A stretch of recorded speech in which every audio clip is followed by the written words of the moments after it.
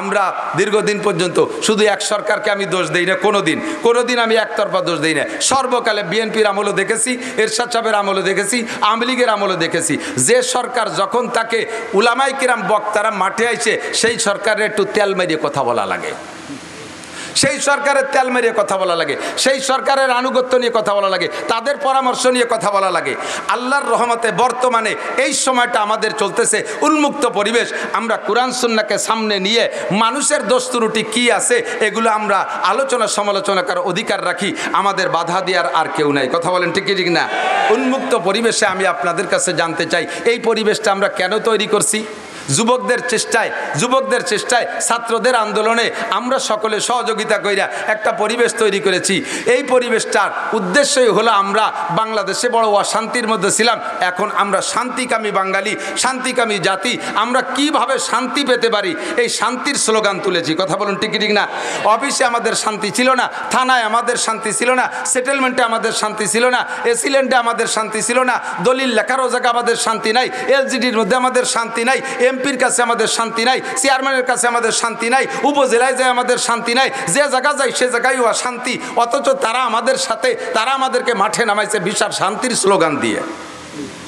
প্রত্যেকটা নির্বাচন, মেম্বার বলেন, চেয়ারম্যান বলেন, উপজেলা বলেন, এমপি বলেন, সকলে একটা নির্বাচনের সময় স্লোগান দেয় না? স্লোগান আমরাই তো দেই, নেতারা সামনে থাকে, তাদের তেল মারার জন্য আমরা স্লোগান দেই, বোতল ভাইকে দিলে ভোট, শান্তি পাবে দেশের লোক।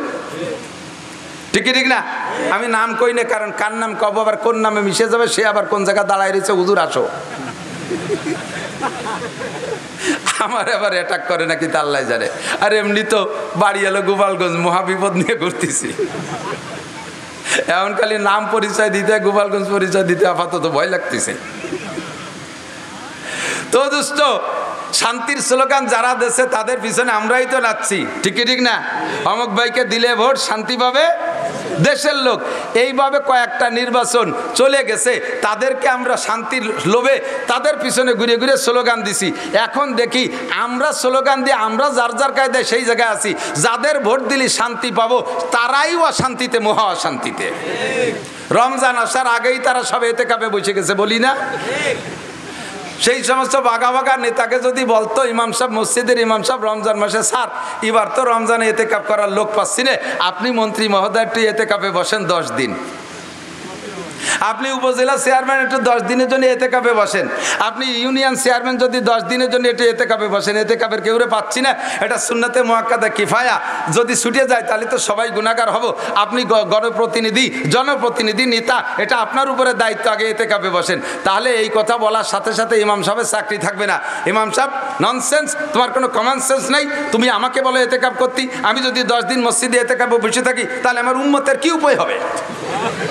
আমি একটা ওয়ার্ড মেম্বার, এই রমজান মাসে তাদের ত্রাণ দিতে হবে, তাদের ভিজিএফ কার্ড দিতে হবে, আমি ইউনিয়ন চেয়ারম্যান, উম্মতের কত চিন্তা আমার মাথায়, আমি উপজেলার চেয়ারম্যান, গোটা উপজেলার দায়িত্ব আমার কাছে, আমি এমপি, আমার সিটের দায়িত্ব, আমি মন্ত্রী, মন্ত্রণালয়ের দায়িত্ব, আমারে তুমি এতেকাফে বসা দিতে চাও, এটা মোল্লা মুন্সিকে কাম। কিছু ওয়াকেজো, কিছু আথাল কুড়িয়ে বুড়ো, আথাল কুড়িয়ে বুঝো, বুড়ো গরু যেগুলো হাল চাষ করতে পারে তারা তো সক্রিয় গরু, আর কিছু গরু থাকে বেশ বেশ বয়স হয়ে গেছে, ওগুলো আতালে বান্ধা থাকে, কোনো কাম কাজ করে না, ওকে আতাল কুড়িয়ে। প্রায় বাড়ি বাড়ি 2-1টা বুড়ো মানুষ আতাল কুড়িয়েছে, এতেকাফ করবে তারা, তুমি আমি মন্ত্রীকে বলো কেন? আল্লাহ পাক রব্বুল আলামিন বলেন, হে মন্ত্রীরা, হে উপজেলা চেয়ারম্যানরা, এমপি মহোদয়, যদি রমজানের 10টা দিন এতেকাফ করতি, বছরে একটা চিল্লে যদি আল্লাহর রাস্তায় দিতি, তাহলে রমজান আসার আগে ওয়াসমা তোদেরকে ওই জেলখানার এতেকাফে বসাই দিতাম না। কথা বলেন ঠিক না? তোমাদেরকে ভোট দিয়েছে জনগণ, তোমাদের পিছনে নাচছে জনগণ শান্তির লোভে, আজকে তোমরাই অশান্তিতে। এবং কত বড় অশান্তি, আমি মাঝে মাঝে বলে থাকি, 8টা জান্নাতের ভিতরে শ্রেষ্ঠ জান্নাত ফেরদাউস। শ্রেষ্ঠ জান্নাত কি? ফেরদাউস। 7টা দোজকের মধ্যে শ্রেষ্ঠ দোজক ওয়াইল। শ্রেষ্ঠ দোজক কি? সবচাইতে কঠিন দোজকের নাম ওয়াইল। এই ওয়াইল শ্রেষ্ঠ দোজক আর ফেরদাউস শ্রেষ্ঠ জান্নাত, এই দুইটাতে যাবে কারা? এই ওয়াইল দোজক আর ফেরদাউস জান্নাতের বাসিন্দা কারা হবে? কয় শ্রেষ্ঠ নবী মুহাম্মদুর রাসূলুল্লাহ সাল্লাল্লাহু আলাইহি সাল্লামের উম্মত জান্নাতুল ফেরদাউসে যাবে, অন্য কোন নবীর উম্মত ফেরদাউস জান্নাতে যাবে না। আর উম্মতে মুহাম্মাদি ওয়াইল দোজকে যাবে, অন্য কোন নবীর উম্মত ওয়াইল দোজকে যাবে না।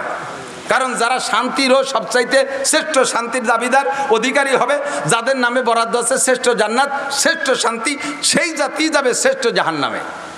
সাধারণ কয়েদি যারা আছেন, আপনারা এলাকায় একটু কিলেকিলি মারামারি ঘুষোঘুষি করে টেরে একটু কেসে পড়ে জেলখানা যান, আপনাকে জেলখানা হলো বাড়ির দ্বারে ফরিদপুর।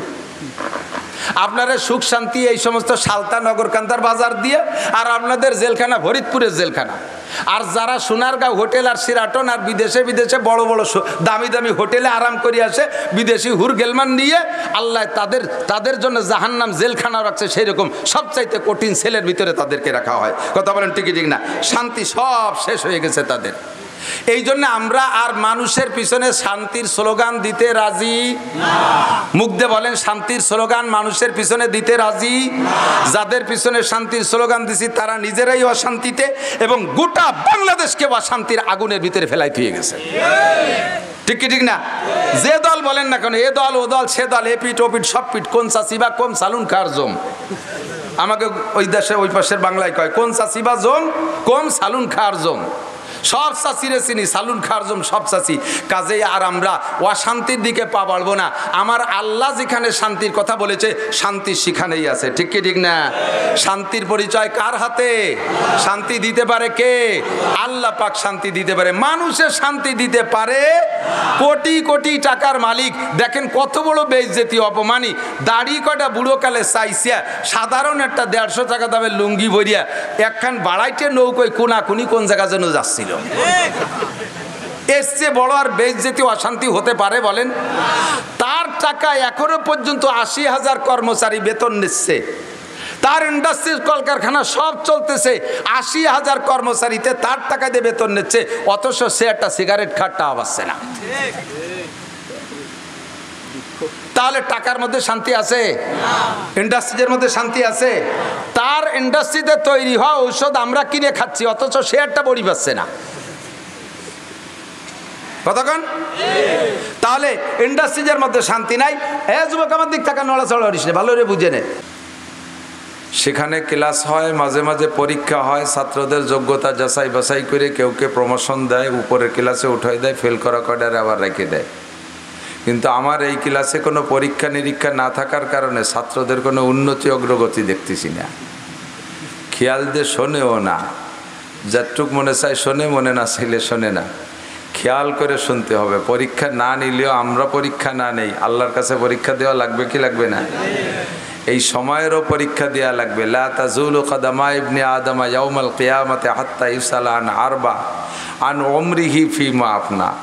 আল্লাহর কসম, বিশ্বনবীর কথা সত্য। 4টি প্রশ্নের জবাব না দিয়া আল্লাহর সামনে দিয়ে এক কদমও বাড়া যাবে না। এ কথা বহুবার শুনেছেন, আমি কতবার বলি, এরকম পরিস্থিতি এসে গেলে বলি। 4টি প্রশ্নের জবাব না দিয়ে এক পাও সামনে বাড়ানোর সুযোগ হবে? আল্লাহর চেকপোস্টে 4টে প্রশ্ন হবেই হবে।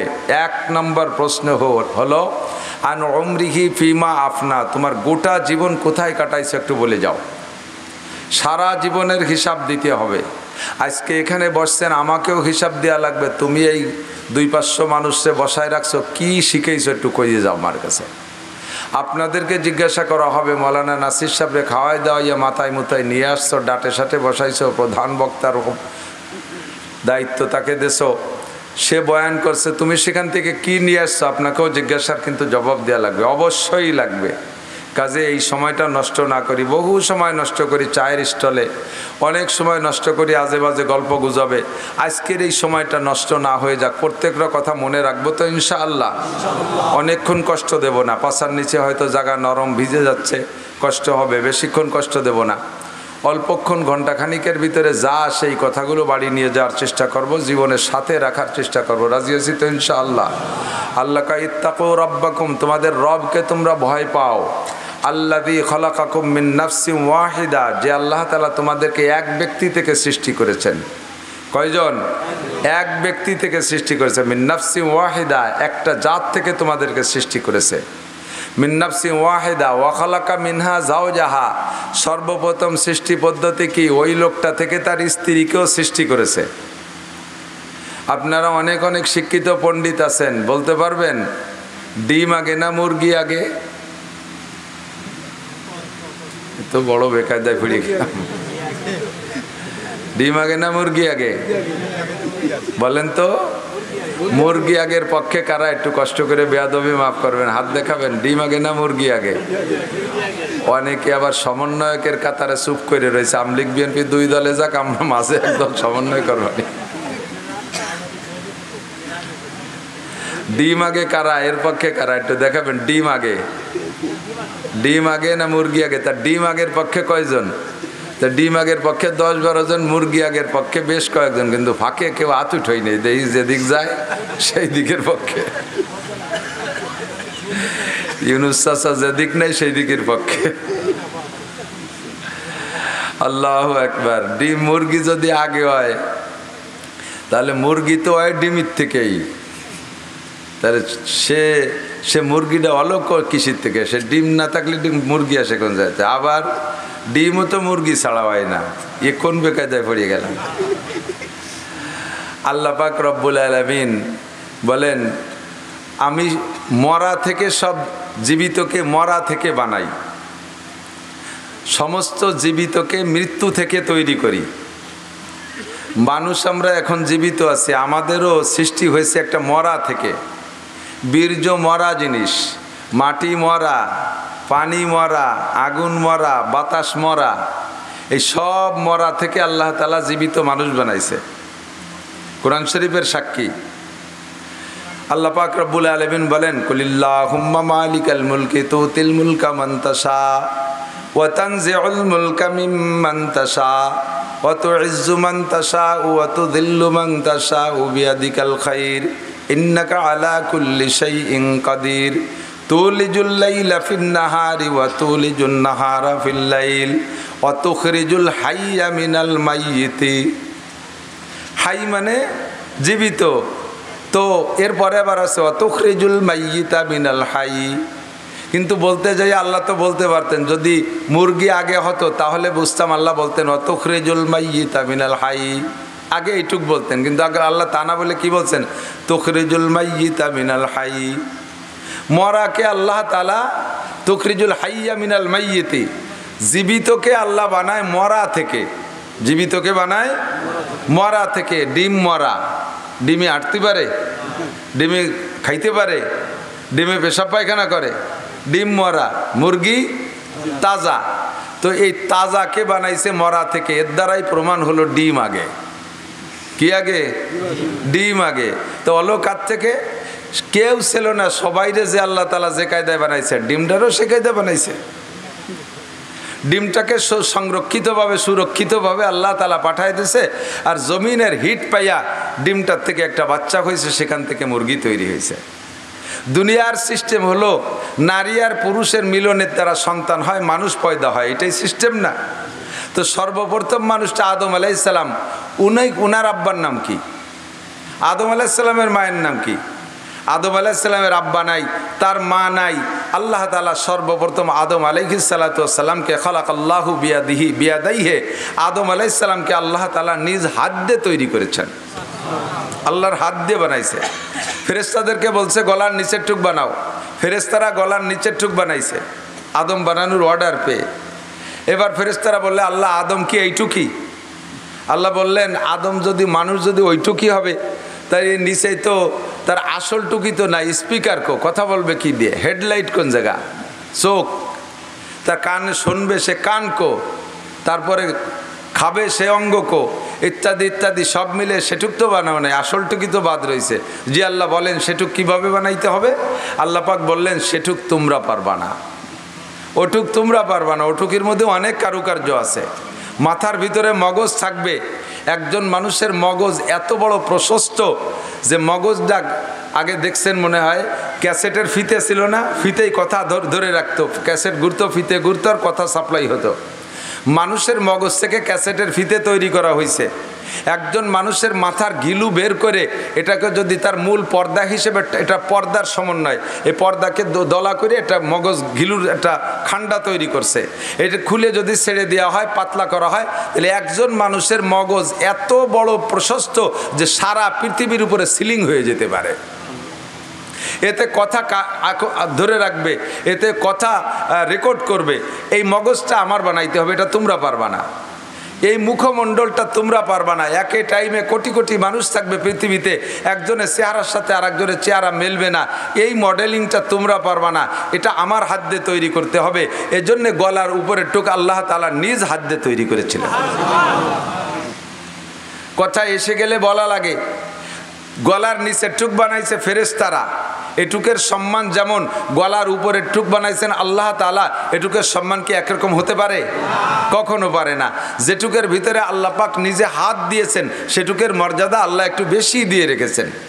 যে জিনিসটা আমার কাছে অর্জন হয় বিনা পরিশ্রমে, ওই জিনিসের মর্যাদা আর যেটা বানাইতে যেটার উপরে আমার পরিশ্রম আছে ওইটার মর্যাদা আমার কাছে একরকম না। মাঝে মাঝে উদাহরণে বলি, যুবক বৈশা বৈশা দামি একটা শাল চাদর দিয়ে স্যান্ডেল পরিষ্কার করে। স্যান্ডেল জোড়ার বয়স 3.5 থেকে 4 বছর, তার মূল বডি নাই।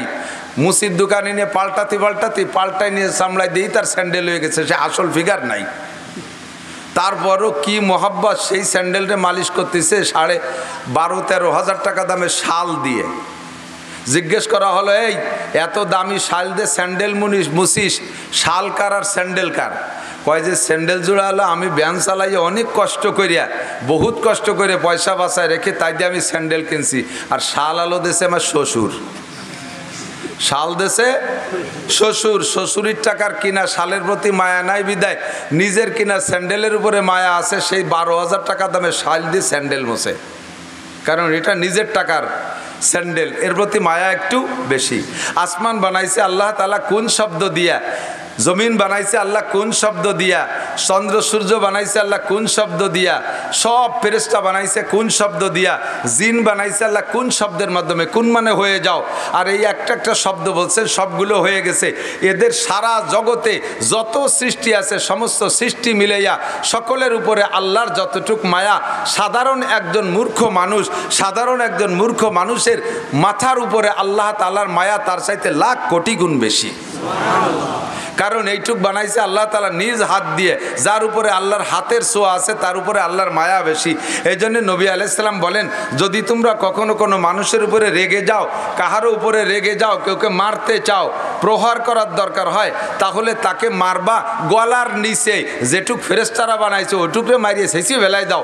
আল্লাহ যেটুক আদ্যে বানাইছে ও জায়গা মার দিও না। এই জন্যে মাথায় মারবা না, মুখে মারবা না, কান ধরে টান দিবা না, দাঁত মুখ ভেঙে ফেলাই দিবা না, এই জায়গা মারবা না। কিন্তু আমরা সম্পূর্ণ উল্টো করি, পয়লা বক্সিংটা নাক জড়াইয়া নাক বসকায় ফেলি। বাচ্চা কাচ্চারে থাপ্পড় দিতে গেলে মাথায় দেয়, কান জড়াই দেয়, মুখের উপরে গালের উপরে থাপ্পড় মারি। যে জায়গা মারতে নিষেধ করছে সেই জায়গা আগে মারি। লাঠি দিয়ে বাড়ি দিলে, আপনাদের এলাকায় তো বাড়ি বাড়ি হয় না, আন্তর্জাতিক খ্যাতি সম্পূর্ণ সালতানগর কান্দা, এ জায়গার মানুষ হেসাক ধরায় কাজি হারে, মহিলারা ছাই উড়ে, সুবহানাল্লাহ, কি বিল্লাহ, একটু নাউজুবিল্লাহ। তো পয়লা মাইডটা কোন জায়গা দেন আপনারা? মাথা ফেলাই দিতে পারলে আর এদিক ওদিক চাই না, কথা কোন ঠিক না? আল্লাহু আকবার। তো আদম আলাইহিস সালাতু ওয়াস সালামকে আল্লাহ বড় মোহাব্বতের সাথে, মানে উস্তাদ যারা আছেন, মাদ্রাসার শিক্ষক বা স্কুলের শিক্ষক যারা আছেন, তাদেরকে একটা সবক দিয়ে দেই, কথার ভিতর দিয়ে একটু মনে রাখবেন, পরে কথার দিকে যাচ্ছি, কষ্ট হচ্ছে না তো? উস্তাদরা মারতে গেলে কান ধরে টানিয়ে উঠে ছাত্রদেরকে, কানে মারবেন না, কানের সম্পর্ক ভিতরে ব্রেনের দিকে, মাথার কাঁধের পিছনের দিকে থাপ্পড় মারবেন না। বিজ্ঞানীদের কাছে শুনে দেখেন, মানুষের মগজের পাওয়ার থাকে মাথার পিছনের দিকে, ও জায়গা যদি থাপ্পড় দেয় তখন মাথা খারাপ হয়ে যায়। ধীরে ধীরে মাথায় মারতে মারতে ছেলেটা ভালো ব্রেনই ছিল, মাথাটা নষ্ট হয়ে যাবে, ব্রেন খারাপ হয়ে যাবে। আর রাতের বেলায় ঘুম থেকে উঠানোর জন্যে ধরেই কান ধরে হাত ধরে টান দিয়ে উঠবেন না। মাদ্রাসার শিক্ষকরা এ ব্যাপারে চরম অন্যায় করে, ভুল করে জায়গায় জায়গায়। শেষ রাত্রে বাচ্চারা যদি ডাকলে না ওঠে, ধরে কান ধরে টান দিয়ে উঠে ফেলাই দেয়, ওই ছেলেটা হতভম্ব হয়ে যায়। মানুষ যখন ঘুমায় তখন তার ভিতরে রুহু থাকে। রুহু একটা মেশিন আল্লাহ তাআলা তৈরি করে রেখেছেন, রুহু ভিতরে থাকে। রুহু থাকার কারণে মানুষ বিভোরে ঘুমাচ্ছে, ও একেবারে অনায়াসে ঘুমাচ্ছে, দুনিয়ার কোনো খবর নাই, অথচ মেশিনটা চালু রয়েছে, সে জীবিত রয়েছে, ঠিক না? একজন মানুষের সাথে দুইটা জিনিস থাকলে মানুষটা মানুষও থাকে, আর সাথে মানুষটার হুঁশ জ্ঞানও থাকে। সেটা হলো 1 নম্বরে রুহু, 2 নম্বরে নফস। রুহু আর নফস, নফসকে আমরা বাংলায় আত্মা বলি। এই রুহুটায় মানুষকে জীবিত রাখে, আর আত্মাটায় মানুষকে হুঁশ রাখে। মানুষ যখন ঘুম হয়ে যায় তখন রুহু ভিতরে থাকার কারণে সে জীবিত থাকে। বাকি ঘুমানোর সাথে সাথে প্রত্যেকটা মানুষের আত্মা নফস ভিতরে থাকে না, ও সফর করে। এই সফর করতে করতে আমেরিকা চলে যায়, জাপান চলে যায়, ও ঘুরে ঘুরে বিশ্বের যেখানে যা দেখে ওখান থেকে রুহের উপরে ফোকাস করে, ওইটাই তার স্বপ্ন। ছেলেটা রয়েছে বিছানে ঘুমাইয়া, স্বপ্নে চলে গেছে আমেরিকা, জো বাইডেনের মাইয়ে বিয়ে করে ও জায়গা ঘর সংসার করে 4-5টা ছেলে মেয়ে হয়ে গেছে। লাইফ দিয়ে উঠে দেখে যে দাফা দাফি হতে হতে খেতা ছিঁড়ে ফেলাইছে। ও ছেলে তো বিছানেই আছে, ওর বডি এখানে আছে, রুহ এখানে, ওর নফস আর আত্মা উড়িয়ে চলে গেছে আমেরিকা, যে এত কিছু করে তারপরে সকালে বেলা ওঠার আগে বাড়ি ফিরে আসছে। নফস যতক্ষণ পর্যন্ত রুহের সাথে সেট না হয় অতক্ষণ পর্যন্ত মানুষ হুশ হয় না। দেখবেন ছোট ছোট বাচ্চারা, ছোট বাচ্চা যারা রাতের বেলা আপনারা উঠাইয়া পেশাব করান না, ছোট বাচ্চাদেরকে উঠে বিছানে পেশাব করাবেতে পেশাব করান না, ওরে বাইরে নিয়ে ধরছেন, ওর রুহু আছে, রুহুর কাজ রুহুতে করছে, প্যান্ট খুলে দিয়েছেন, পেশাব করছে, এরপরে এনে শোয়াই দিয়েছেন। সকালবেলা জিজ্ঞেস করবেন যে এই তোরে যে উঠাইয়া ওই জায়গা পেশাব করাছে তোর কি মনে আছে? কয় আমি কোনো সময় উঠি নেই। ও জানেই না, ওরা আত্মা এসে রুহের সাথে সেট হয়ে পারে নাই বিদায় রুহুর কাজ রুহুতে করছে, কিন্তু সে তা টের পায় নাই। এ কথা থেকে আমি বলতে চাই, বাচ্চারা যখন ঘুমায় তখন তাদেরকে ঘুম থেকে উঠানোর জন্য আচানক হাত ধরে টান দিয়ে উঠবেন না, ঠ্যাং ধরে টান দিয়ে উঠবেন না, কান ধরে টান দিয়ে উঠবেন না, চুল ধরে টান দিয়ে উঠবেন না। ওর আত্মা এসে ওর রুহের সাথে সেট হয়ে পারে না, তখন দেখবেন এরকম করে ঢালুমালু করে হতভম্ব হয়ে যায়, ও দিককানা হয়ে যায়, দিঘারা হয়ে যায়। দেখছেন না এরকম? দেখছেন না? মাদ্রাসার শিক্ষক গভীর রাত্রে ছেলেদেরকে উঠায়, ডেস্কের উপরে লাঠি দিয়ে ঠাস ঠাস করে বাড়ি মারে, ঠাস ঠাস করে বাড়ি মারে। রুহুতে এই বাড়িটা শুনে লাভ দিয়ে উঠে গেছে, নফস আইসে আত্মা আইসে ওর সাথে সেট হয়ে পারে না। ওই অবস্থায় ছেলেটা যাইয়া অনেক সময় পেশাবখানায় যে পেশাব করতে যে সে জায়গা ঘুমায়ও থাকে, ও জায়গা ঘুমাই রয়েছে, ওরা আত্মা এসে সেট হয় নাই। এভাবে বারবার করতে করতে ওর ব্রেন খারাপ হয়ে যায়। তারপরে কেন আমি মাদ্রাসায় পড়বো না, আমি বলবো না, আমার মাথায় ধরে না, পারি না, শেষ রাত্রি উঠে আমার ঘুম পড়ে না, ইত্যাদি ইত্যাদি করে ছেলেটা নষ্ট হয়ে যায়। এ ছেলেদেরকে উঠানোর পদ্ধতি সিদ্দিকা আয়েশা রাদিয়াল্লাহু তাআলার হাদিস থেকে নিয়ে আসছি। সিদ্দিকা আয়েশা বলেন, নবী আলাইহিস সালাতু ওয়াসসালাম আর আমি যখন রাত্রে এক রুমে ঘুমাইতাম, ছোট্ট রুম, আমরা একজনে উঠে, দুইজন যদি উঠে একজনে নামাজে দাঁড়াইতো রুমের ভিতরে, তাহলে আর একজনের গায়ে পা লাগতো, সিজদার ধাক্কা লাগতো, এত চাপা রুমের মধ্যে আমি আর হুজুর ঘুমাইতাম। হুজুরের সব স্ত্রীদের রুম এরকম ছিল। তো হুজুর গভীর রাত্রে উঠতেন, উঠা শেষ রাত্রে উঠে হুজুর অজু করতে যাওয়ার আগে আমাকে ডাকতেন। আয়েশাকে হুজুর অত্যন্ত ভালোবাসতেন, ভালোবাসার টানে আয়েশাকে পুরো আয়েশা না বলে আইস করে ডাকতেন। আইস মানে আরাম, মোহাব্বতের টানে হুজুর আইস করে ডাকতেন, ইয়া আইস করে ডাকতেন। আমি কানে শব্দ শুনতাম কিন্তু আমি সজাগ হতাম না, ছোট মানুষ ছিলাম, উড়ামুড়া। হুজুর বলছে না, খেয়াল করছেন নাকি জানি না, আয়েশা এত ছোটবেলায় হুজুরের ঘরে স্ত্রী হিসেবে গেছেন যে অল্প বয়সের কারণে আয়েশা রুটি বানাবে বিদায় আটা সেনতে আটার মধ্যে হাত দিয়ে ওই অবস্থায় কাইতে ঘুমাই গেছে। সে আটা দিয়ে রুটিও বানায় নেই, সেনা টেনা শেষ, ওই অবস্থায় কাইতে ঘুমাই গেছে। আরও মজার বিষয় যে আটা হাতের মধ্যে রয়েছে, উনি ঘুমাই রয়েছে, ছাগলে আটাটুক খেয়ে গেছে, তাও টের পাইনি। ছোটদের ঘুমের যে অবস্থা। তো শেষ রাত্রি আমার ঘুমের প্রভাবে আমি এরকম ঘুমাই থাকতাম, হুজুর আমার ডাকতেন, উঠতাম না। বিশ্ব নবী রহমতে আলম, গোটা মানব জাতির উস্তাদ, সর্বক্ষেত্রের উস্তাদ, আমাকে হুজুর রাত্রে শেষ রাত্রে উঠাইতেন কিভাবে? অজু বানাইয়া আইসা আবারও ডাকতেন, তাও উঠতাম না। একটু হাতে যে পানি থাকতো অজুর পানি, আমার চোখের উপরে মুখের উপরে চটকা মারতেন। হালকা হালকা ঠান্ডা পানির প্রভাবে আমি অনেক দিন উঠে যেতাম। আবার কোনো দিন যদি এভাবে আমি না উঠতাম তাহলে হুজুর আঙ্গুলে পানি নিয়ে আমার দুই চোখের কেনিতে 2 ফোঁটা পানি ছেড়ে দিতেন। হালকা হালকা করে মৃদু করে আমার মাথা মালিশ করতেন, আর ধীরে ধীরে ডাকতেন, ইয়া আইস কুমি বিইذনিল্লাহ, ও আয়েশা তুমি ওঠো, অজু বানাও, নামাজ পড়ো, তাহাজ্জুদ পড়ো। আল্লাহ পাক রব্বুল আলামিন ডাকতেছেন, আলা মুস্তাগফিরিন ফাগফির আলা মুস্তারজিকিন ফারজুকা, আলা মুস্তাশফিন ফাওয়াফিয়া। কে আসো অভাবী আমার কাছে চাও, কে আসো গুনাহগার ক্ষমা চাও, কে আসো রুগী আমার কাছে শিফা চাও। ডাক্তাররা ঔষধ ছাড়া চিকিৎসা করতে পারে না, অপারেশন ছাড়া চিকিৎসা করতে পারে না। আমি শুধু কোন শব্দ বলবো বলবো তোমার অভাব চলে যাবে, আমি কোন শব্দ বলবো তুমি সুস্থ হয়ে যাবা, আমি তোমাকে রিজিকের ফয়সালা করব, ও আয়েশা আল্লাহ ডাকতেছে তুমি একটু ওঠো। এভাবে নবী আমাকে মিষ্টিভাবে ডেকে ডেকে উঠাইতেন। তো নবী আলাইহিস সালাতু ওয়াস সালাম হলো লাকাদ কানা লাকুম ফি রাসূলিল্লাহি উসওয়াতুন হাসানা, গোটা মানব জাতির মধ্যে বিশ্বনবী মুহাম্মদুর রাসূলুল্লাহ সাল্লাল্লাহু আলাইহি সাল্লামের মধ্যে, হুজুর আলাইহিস সালামের মধ্যে রয়েছে মানব জাতির উত্তম আদর্শ। ঘুম থেকে কিভাবে উঠাতে হবে মানুষকে সে শিক্ষা আমার নবী দিয়েছেন। ঠিক ঠিক না? আমরা বাচ্চাদেরকে এভাবে ঘুম থেকে উঠাবো, উস্তাদরা এভাবে ঘুম থেকে উঠাবো। সরে চলে আসছি বেশ খানিক দূর। যে কথা বলতে চাইছি, সমস্ত মানুষের মধ্যে সর্বপ্রথম মানুষটা কে? আদম আলাইহিস সালাম। একটু বলেন কে? গভীর বিশ্বাস রাখেন আমাদের আদি পিতার নাম কি? আদম আলাইহিস সালাম। ওনার আব্বা মানাই, ওনাকে আল্লাহ তাআলা নিজ হাতে বড় মহব্বতের সাথে বানাইছে, গলার উপরটুক মহব্বতের সাথে বানাইছে, যার কারণে গলার উপরের টুকের সাথে যে কেমন আচরণ করতে হবে তার দুইটা কথা আমি বললাম। এবার উনি ঘুমিয়ে আছেন জান্নাতের ভিতরে, জান্নাতের মধ্যে ঘুমিয়ে রয়েছে।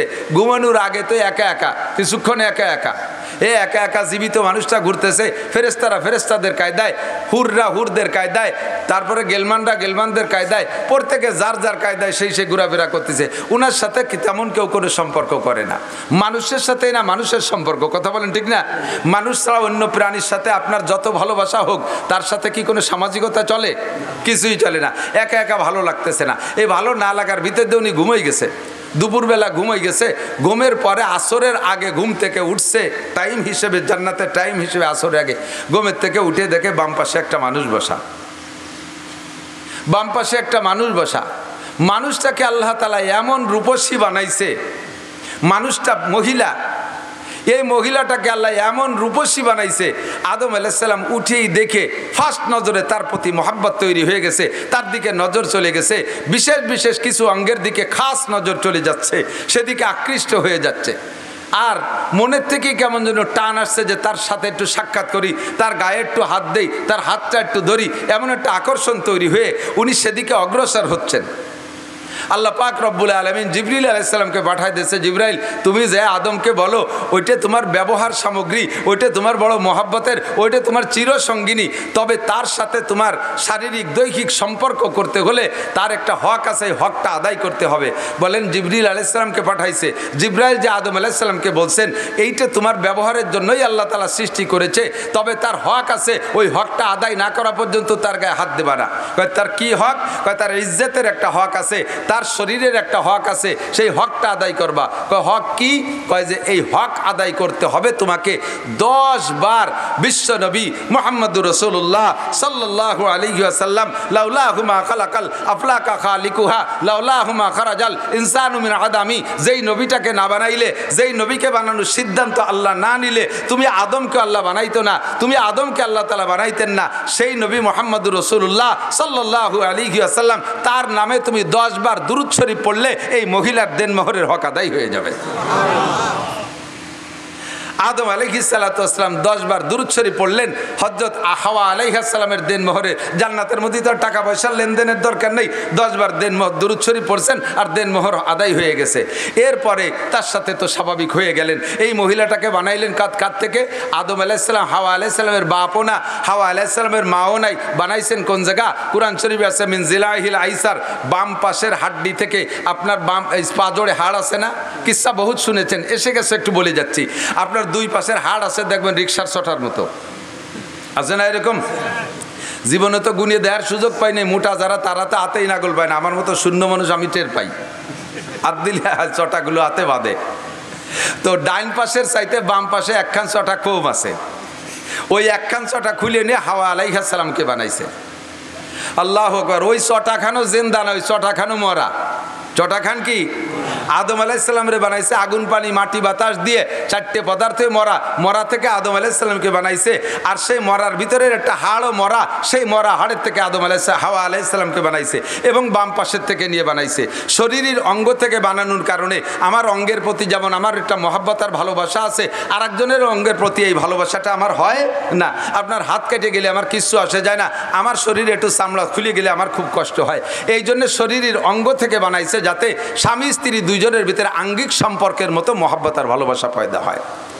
এরপরে সেখান থেকে আল্লাহ পাক রব্বুল আলামিন বলেন মিন নাফসিন ওয়াহিদাতিন ওয়া খালাকা মিনহা যাওজাহা ওয়া বাত্তা মিনহুমা রিজালান কাসীরা ওয়া নিসাআ। এখান থেকে শুরু হয়ে গেল প্রোডাকশন। কি পরিমাণ বানাইছেন আল্লাহ! সেই আদম থেকে নিয়ে পর্যন্ত কত মানুষ চলে গেছে, এর সংখ্যা কাহারও কোনো বিশ্বকোষে লেখা নাই কত মানুষ দুনিয়ার থেকে চলে গেছে। আবার এখনো 800 কোটি মানুষ দুনিয়ায় আছে, আবার কত কোটি মানুষ দুনিয়ায় আসবে তার ঠিক নাই। আমরা মনে মনে ভাবি যে দুনিয়া মনে আর বেশি দিন থাকতেছে না, অল্প দিন পরে কিয়ামতে ধ্বংস হয়ে যাবে, তাও দেরি আছে। একেবারে কোরআন শরীফ ছুঁয়ে আমি 100 বার কসম খেয়ে বলতে পারি, এখানে যারা বসা আছেন ছোট থেকে ছোট, বুড়ো থেকে বুড়ো, আমরা এই কয়জন আসল যে কিয়ামত, এই কিয়ামত আমরা দেখব না ইনশাআল্লাহ, অবশ্যই দেখব না। আমাদের সামনে কিয়ামত হবে না, কারণ কিয়ামত হওয়ার আগে যে সমস্ত কিস্সা কাহিনী সব বাকি রয়ে গেছে। বড় বড় 10টা ঘটনা বাকি রয়ে গেছে। এই সব ঘটনা ঘটে যাওয়ার পরে পূর্ব আকাশ থেকে পশ্চিম আকাশ থেকে সূর্য উদয় হবে, মাঝ আকাশ পর্যন্ত আসবে, আবার ওই সূর্যটা পশ্চিম আকাশে অস্ত যাবে। বলা হয় সেই সূর্য ব্যাক করারও 120 বছর পরে কিয়ামত হবে। ওইটাও নির্দিষ্ট না, আনুমানিক 120 বছর পরে। আর এই জায়গা যারা বসা আছি 120 বছর আর সামনে বাঁচবো কোনো জানা আছে? কোনো গ্যারান্টি আছে? আরে আজকেই মরে যেতে পারি, কথা বলুন ঠিক ঠিক না? আর যারা ছোট থেকে ছোট 5-6 বছরে পোলা বানাইছে বসছে, অবশ্যই তার 120 বছরের জামানায় হায়াত পাবে না। কাজে আমি গ্যারান্টি দিয়ে বলতে পারি ওই কিয়ামত আমরা দেখব না। ও দোস্ত, এই কিয়ামত পর্যন্ত কোটি কোটি মানুষ হবে, সব মানুষের গোড়া একটা মানুষ আদম আলাইহিস সালাতু ওয়াস সালাম। ওই মানুষটা কলেজে পড়ে না, ওই মানুষটা বিশ্ববিদ্যালয়ে পড়ে না, ওই মানুষটা কোনো মাদ্রাসায় পড়ে না, দুনিয়ার কোনো মাদ্রাসায় পড়ে না, ওই মানুষটা কোনো দুনিয়ার সাধারণ মানুষ না। আল্লাহ পাক রব্বুল আলামিন সৃষ্টি করে গোটা মানব জাতির রূহকে এক জায়গা করে আদম আলাইহিস সালামকে বাছাই করে উনাকে নবুয়তি শিক্ষা দিয়া, আসমানি কিতাব শিক্ষা দিয়া, 104 খানা আসমানি কিতাবের ইলম শিক্ষা দিয়া আল্লাহ তাআলা তাকে দুনিয়ায় পাঠিয়েছেন। বলি না সুবহানাল্লাহ। আমাদের আব্বাজির নাম আদম আলাইহিস সালাম। বলেন আব্বাজির নাম কি? আদম আলাইহিস সালাম। বান্দর আমাদের আব্বা না, ঠিক কি ঠিক না? বান্দর আমাদের আব্বা না। তো আমাদের আব্বা যে আদম আলাইহিস সালাতু ওয়াস সালাম থেকে শুরু হইয়া সর্বশেষ মানুষটা বিশ্বনবী মুহাম্মদুর রাসূলুল্লাহ, নবুয়তি সিরিয়ালে শেষ নবী মুহাম্মদুর রাসূলুল্লাহ। মুহাম্মদুর রাসূলুল্লাহর পরে আর কোন নবী আসবে? জোর হলো না? নগরকান্দার থেকে শুরু হইতে হবে, সালতার থেকে শুরু হইতে হবে। ইনশাআল্লাহ এই এলাকায় কোনো কাদিয়ানি ফিতনা থাকতে পারবে না, পারবে না। সমন্বয়ের বাংলাদেশ চলতেছে, সমন্বয়ের বাংলাদেশ চলতেছে, সংশোধনের বাংলাদেশ চলতেছে, সংস্কারের বাংলাদেশ চলতেছে। বর্তমান সরকারের উপদেষ্টা মণ্ডলী যারা, তারা বিভিন্ন সেক্টরে সংস্করণ করতেছে। যেখানে যে ত্রুটি বিগত আলারা করে রেখে গেছে, হ্যাঁ, যে বিগত আলারা করে রেখে গেছে সংবিধানের ভুল, সবগুলোকে সংস্করণ করে সাইজ করতেছে। কাজেই এই মুহূর্তে সংখ্যাগরিষ্ঠ মুসলিম কান্ট্রি বাংলাদেশের লক্ষ কোটি জনতার পক্ষ থেকে মাননীয় প্রধান উপদেষ্টার কাছে এবং উপদেষ্টা মণ্ডলীদের কাছে আমাদের মনে প্রাণের একটা প্রস্তাব, একটা দাবি, আপনারা সংস্করণ করবেন। বাংলাদেশে থাকবে বহুজাতিক মানুষের বাংলাদেশ। এর ভিতরে মুসলমান থাকবে, হিন্দুরা থাকবে, খ্রিস্টানরা থাকবে, বুদ্ধরা থাকবে, কাফেরও থাকবে, ইহুদি থাকবে, নাসারা থাকবে, সবাই থাকবে, সবাই থাকবে, কাদিয়ানিরাও থাকবে, সবাই থাকবে। তবে যার যার নিজ নিজ ব্যানারে পরিচয় দিয়ে থাকবে। কথা বলুন ঠিক ঠিক না? মুসলমান মুসলমানের ব্যানারে থাকবে, মুসলমানের ব্যানারে কোনো অমুসলমান থাকতে পারবে না। কাদিয়ানি গ্রুপ এরা নিজেদের পরিচয় দেয় হয় আহমাদি মুসলিম জামাত। আহমাদি মুসলিম জামাত আপনারা জানেন কি জানেন না জানি না, তাদের নবী দাবি করে তারা গুলাম আহমদ কাদিয়ানিকে। ও কি সত্য না মিথ্যা? ও মোমেন না কাফের? আমার নবীর এগেনস্টে, আমার আল্লাহর এগেনস্টে যদি কেউ খুদাই দাবি করে সেও যেমন কাফের। আমার আল্লাহ, আমার নবীর এগেনস্টে আরেকজন যদি নবী দাবি করে সেও কাফের। আর তাকে যারা নবী মানবে তারাও কাফের। আর এই কাফের রে, এই কাদিয়ানিকে যারা কাফের বলতে লজ্জা পাবে, কাফের বলতে ভয় পাবে, কাফের স্বীকৃতি দিতে এলোমেলো করবে, তারাও কাফের। তাদেরকে কাফের বলার স্লোগানের সময় যারা মুখ বন্ধ করে রাখবে তাদেরও ইমানের মধ্যে ত্রুটি আছে। বিগত সরকার, বিএনপি সরকারের কাছেও দাবি জানাইতাম আমরা, আমলিগ সরকারের কাছেও দাবি জানাইছি, কাদিয়ানিদেরকে বাংলাদেশে বসবাস করবে না তা না, তাদের থাকতে নিষেধ করি না, তারা থাকবে, তবে তাদের কাফের ব্যানারের অধীনে থাকবে, তারা মুসলিম জামাতের অধীনে থাকতে পারবে। যেহেতু সংস্কারের যুগ চলতেছে, মিডিয়ার মাধ্যমে পাঠায় দেব সংস্করণ। যারা আছেন উপদেষ্টা মণ্ডলী, এখানে আপনারা সংস্করণ করবেন। বাংলাদেশে কোনো কাদিয়ানি মুসলমানের নামে থাকতে থাকতে পারবে না, তারা কাফেরের নামে থাকবে, তাদেরকে কাফের ঘোষণা দিতে হবে। কথা বলুন ঠিক ঠিক না? আমাদের নবী মুহাম্মাদুর রাসূলুল্লাহ সাল্লাল্লাহু আলাইহি ওয়াসাল্লাম, আমার নবী নিজেই বলেন, আনা খাতামুন নবিয়্যিন লা নাবিয়্যা বাদি, আমি শেষ নবী, আমার পরে আর কোনো নবী আসবে না, আর কোনো নবীর দরকারও হবে না। ঠিক কি ঠিক না? আমার নবী এসেছিলেন এই মাসে, আমার নবী চলে গেছেন এই মাসে। আসছিলেন নবী 63 বছর আগে, চলে গেছেন 63 বছর আগে। একটু ঠান্ডা মাথায় বুঝে নিতে হবে দুইটা কথা। এ কথার পরে আমি আলোচনার দিকে চলে যাব। দুইটা কথা বুঝে নিতে হবে, যেহেতু মাসের পর তাকা যায়। আর তো আপনাদের এলাকায় 12ই রবিউল আউয়ালের আগে আমি ফিল্ড পাচ্ছি না, কাজেই আজকে বলবো, কেউ বেখেয়াল হবেন না। দুইটা কথা। একটা হলো, একটা লোক জন্ম নেছে যে টাইমে 63 বছর আগে জন্ম নেছে, তার জন্মের দিনটা বড় আনন্দের ছিল। বিশেষ করে যদি কোনো ফ্যামিলিতে শুধু কন্যা সন্তান হয়, 4-5টা মেয়ে হয়েছে, 4-5টা মেয়ে হওয়ার পরে তাও তা আবার কালা কালা মেয়ে হয়েছে, বাপে পরপরে গুটি খানিক মাইয়ে দেখিয়ে মনটা খুব খারাপ, স্ত্রীর সাথে কথাই কয় না। হঠাৎ করে শেষবার অতর্কিতভাবে আল্লাহ তাআলা আবার একটা বাচ্চা দিয়ে ফেলাইছে। এই বাচ্চাটা পুত্র সন্তান, এই বাচ্চাটা পুত্র সন্তান, চেহারাটা একেবারে উজ্জ্বল, চাঁদের মতো ফুটফুটে। এই 6টা মাইয়ে যে আগে কালা হয়েছে, তাদের পর যে অসন্তুষ্ট ছিল সব মুছে যাবে, সব ধুয়ে যাবে একটা নেককার এরকম সুদর্শন পুত্র সন্তান দেখে। ঠিক না? কত খুশি সে, খুশি তার বউ, খুশি পুরো তার বোনগুলো, তা কি বলা হয়, সে বাচ্চাটার বোনরা খুশি, বাড়ির সবাই খুশি। এই তার জন্মদিনে একটা মহা আনন্দ হয়েছে। তারপরের থেকে নিয়ে প্রত্যেক বছর তার জন্মদিন উপলক্ষে একটা কেক কাটাকাটিও বাঙালিরা করে থাকে। এটা যদিও কুপ্রথা, একটা আনন্দ করে থাকে। এভাবে চলছে তার জীবন ভরে। হঠাৎ করে লোকটা মারা গেছে, যুবকটা, যখন তার বয়স হয়েছে 26, 27, 28, টলমলে যুবক, দেখতে তো সেরকম নায়ক। গ্যাঞ্জাম ফাসাদ, গন্ডগোল ফাসাদের ভিতরে যুবকটা মারা গেছে। বলেন তো, তার এই 28 বছর পর্যন্ত তার মা বাপ যে পরিমাণ আনন্দ পেয়েছিল, স্বাদ পেয়েছিল, উপভোগ করছে আনন্দ, তার এই 27-28 বছরের সমস্ত আনন্দ আজকে ছেলেটা ওই যৌবনকালে, ভরা যৌবনে ছেলেটা মারা গেলে তার সারা জীবনের সমস্ত আনন্দকে শেষ করে দিছে না? বাকি জীবনে ওই আব্বা মা আর যতদিন বেঁচে থাকবে, ওই ছেলেটার জন্মদিন উপলক্ষে কি আর কেক কাটবে, নাকি মৃত্যুদিন উপলক্ষে তার শোক পালন করবে? মৃত্যুদিন উপলক্ষে তার শোক পালন করবে, তার জন্মদিনের আনন্দ শেষ হয়ে গেছে। ঠিক কি ঠিক না? আমার নবী, আপনার নবী, বিশ্ব নবী মুহাম্মদুর রাসূলুল্লাহ জন্ম নিয়েছিলেন ধরে নিলাম 12ই রবিউল আউয়াল। 63 বছর আগে তার জন্মের সময় সারাটা দুনিয়া আনন্দে আনন্দিত ছিল। কিন্তু 63 বছর পরে আইসা যখন সাহাবায়ে কিরামদেরকে এতিম করে রেখে নবী 12ই রবিউল আউয়াল চলে গেছে, দুনিয়ার থেকে বিদায় নিয়েছেন, এখন কি নবীর জন্মদিনের আনন্দ অন্তরে থাকবে, নাকি মৃত্যুদিন উপলক্ষে শোক থাকবে? মৃত্যুদিন উপলক্ষে শোক থাকবে। ঠিক ঠিক না? 12ই রবিউল আউয়াল কাজেই সমস্ত মুসলমানদের আনন্দের দিন নয়, আনন্দের দিন চলে গেছে আগে, এটা আমাদের শোকের দিন। শোকের দিনটা আমরা শোক পালন করব। সেই শোকের পরিবর্তে ইহুদ নাসারারা কুচক্র করে আমাদের ভিতরে সেই দিনটাকে 12ই রবিউল আউয়াল এক শ্রেণী মানুষের মাধ্যমে নবীর জন্মদিবস উপলক্ষ তৈরি করে আমাদের শোককে অন্তর থেকে দূর করে দিয়ে সেটাকে আনন্দ উদযাপন করায়, ঈদে মিলাদুন নবী হিসেবে আমাদেরকে দিয়ে উদযাপন করায়। এটা আমাদের নবীর সাথে বেয়াদবি ছাড়া আর কিছুই না। কাজেই 12ই রবিউল আউয়াল সামনে আসলে আমরা এই দিন দুরুদ পড়বো, বেশি নবীর সামনে দুরুদ ও সালাম পড়বো, আমরা সোয়াব রেসানি করবো। ঠিক আছে না? ইনশাআল্লাহ ও দিনটা আমাদের আনন্দের দিন না, যুবকরা, ও দিনটা আমাদের শোকের দিন। তোমরা যারা যুব সমাজ আছো, যুব সমাজ বিভিন্ন প্রোগ্রাম করবা, এই দিনটা তোমরা নবী আলাইহিস সালাতু ওয়াস সালামের সামনে শোক দিবস পালন করবা। এই দিনটা তোমরা ইবাদত বন্দেগীর মধ্যে কাটানোর চেষ্টা করবা এলাকার জনগণকে নিয়ে। আমার নবী মুহাম্মদুর রাসূলুল্লাহ এ মাসে চলে গিয়ে আমাদেরকে শোকাক্রান্ত করেছেন।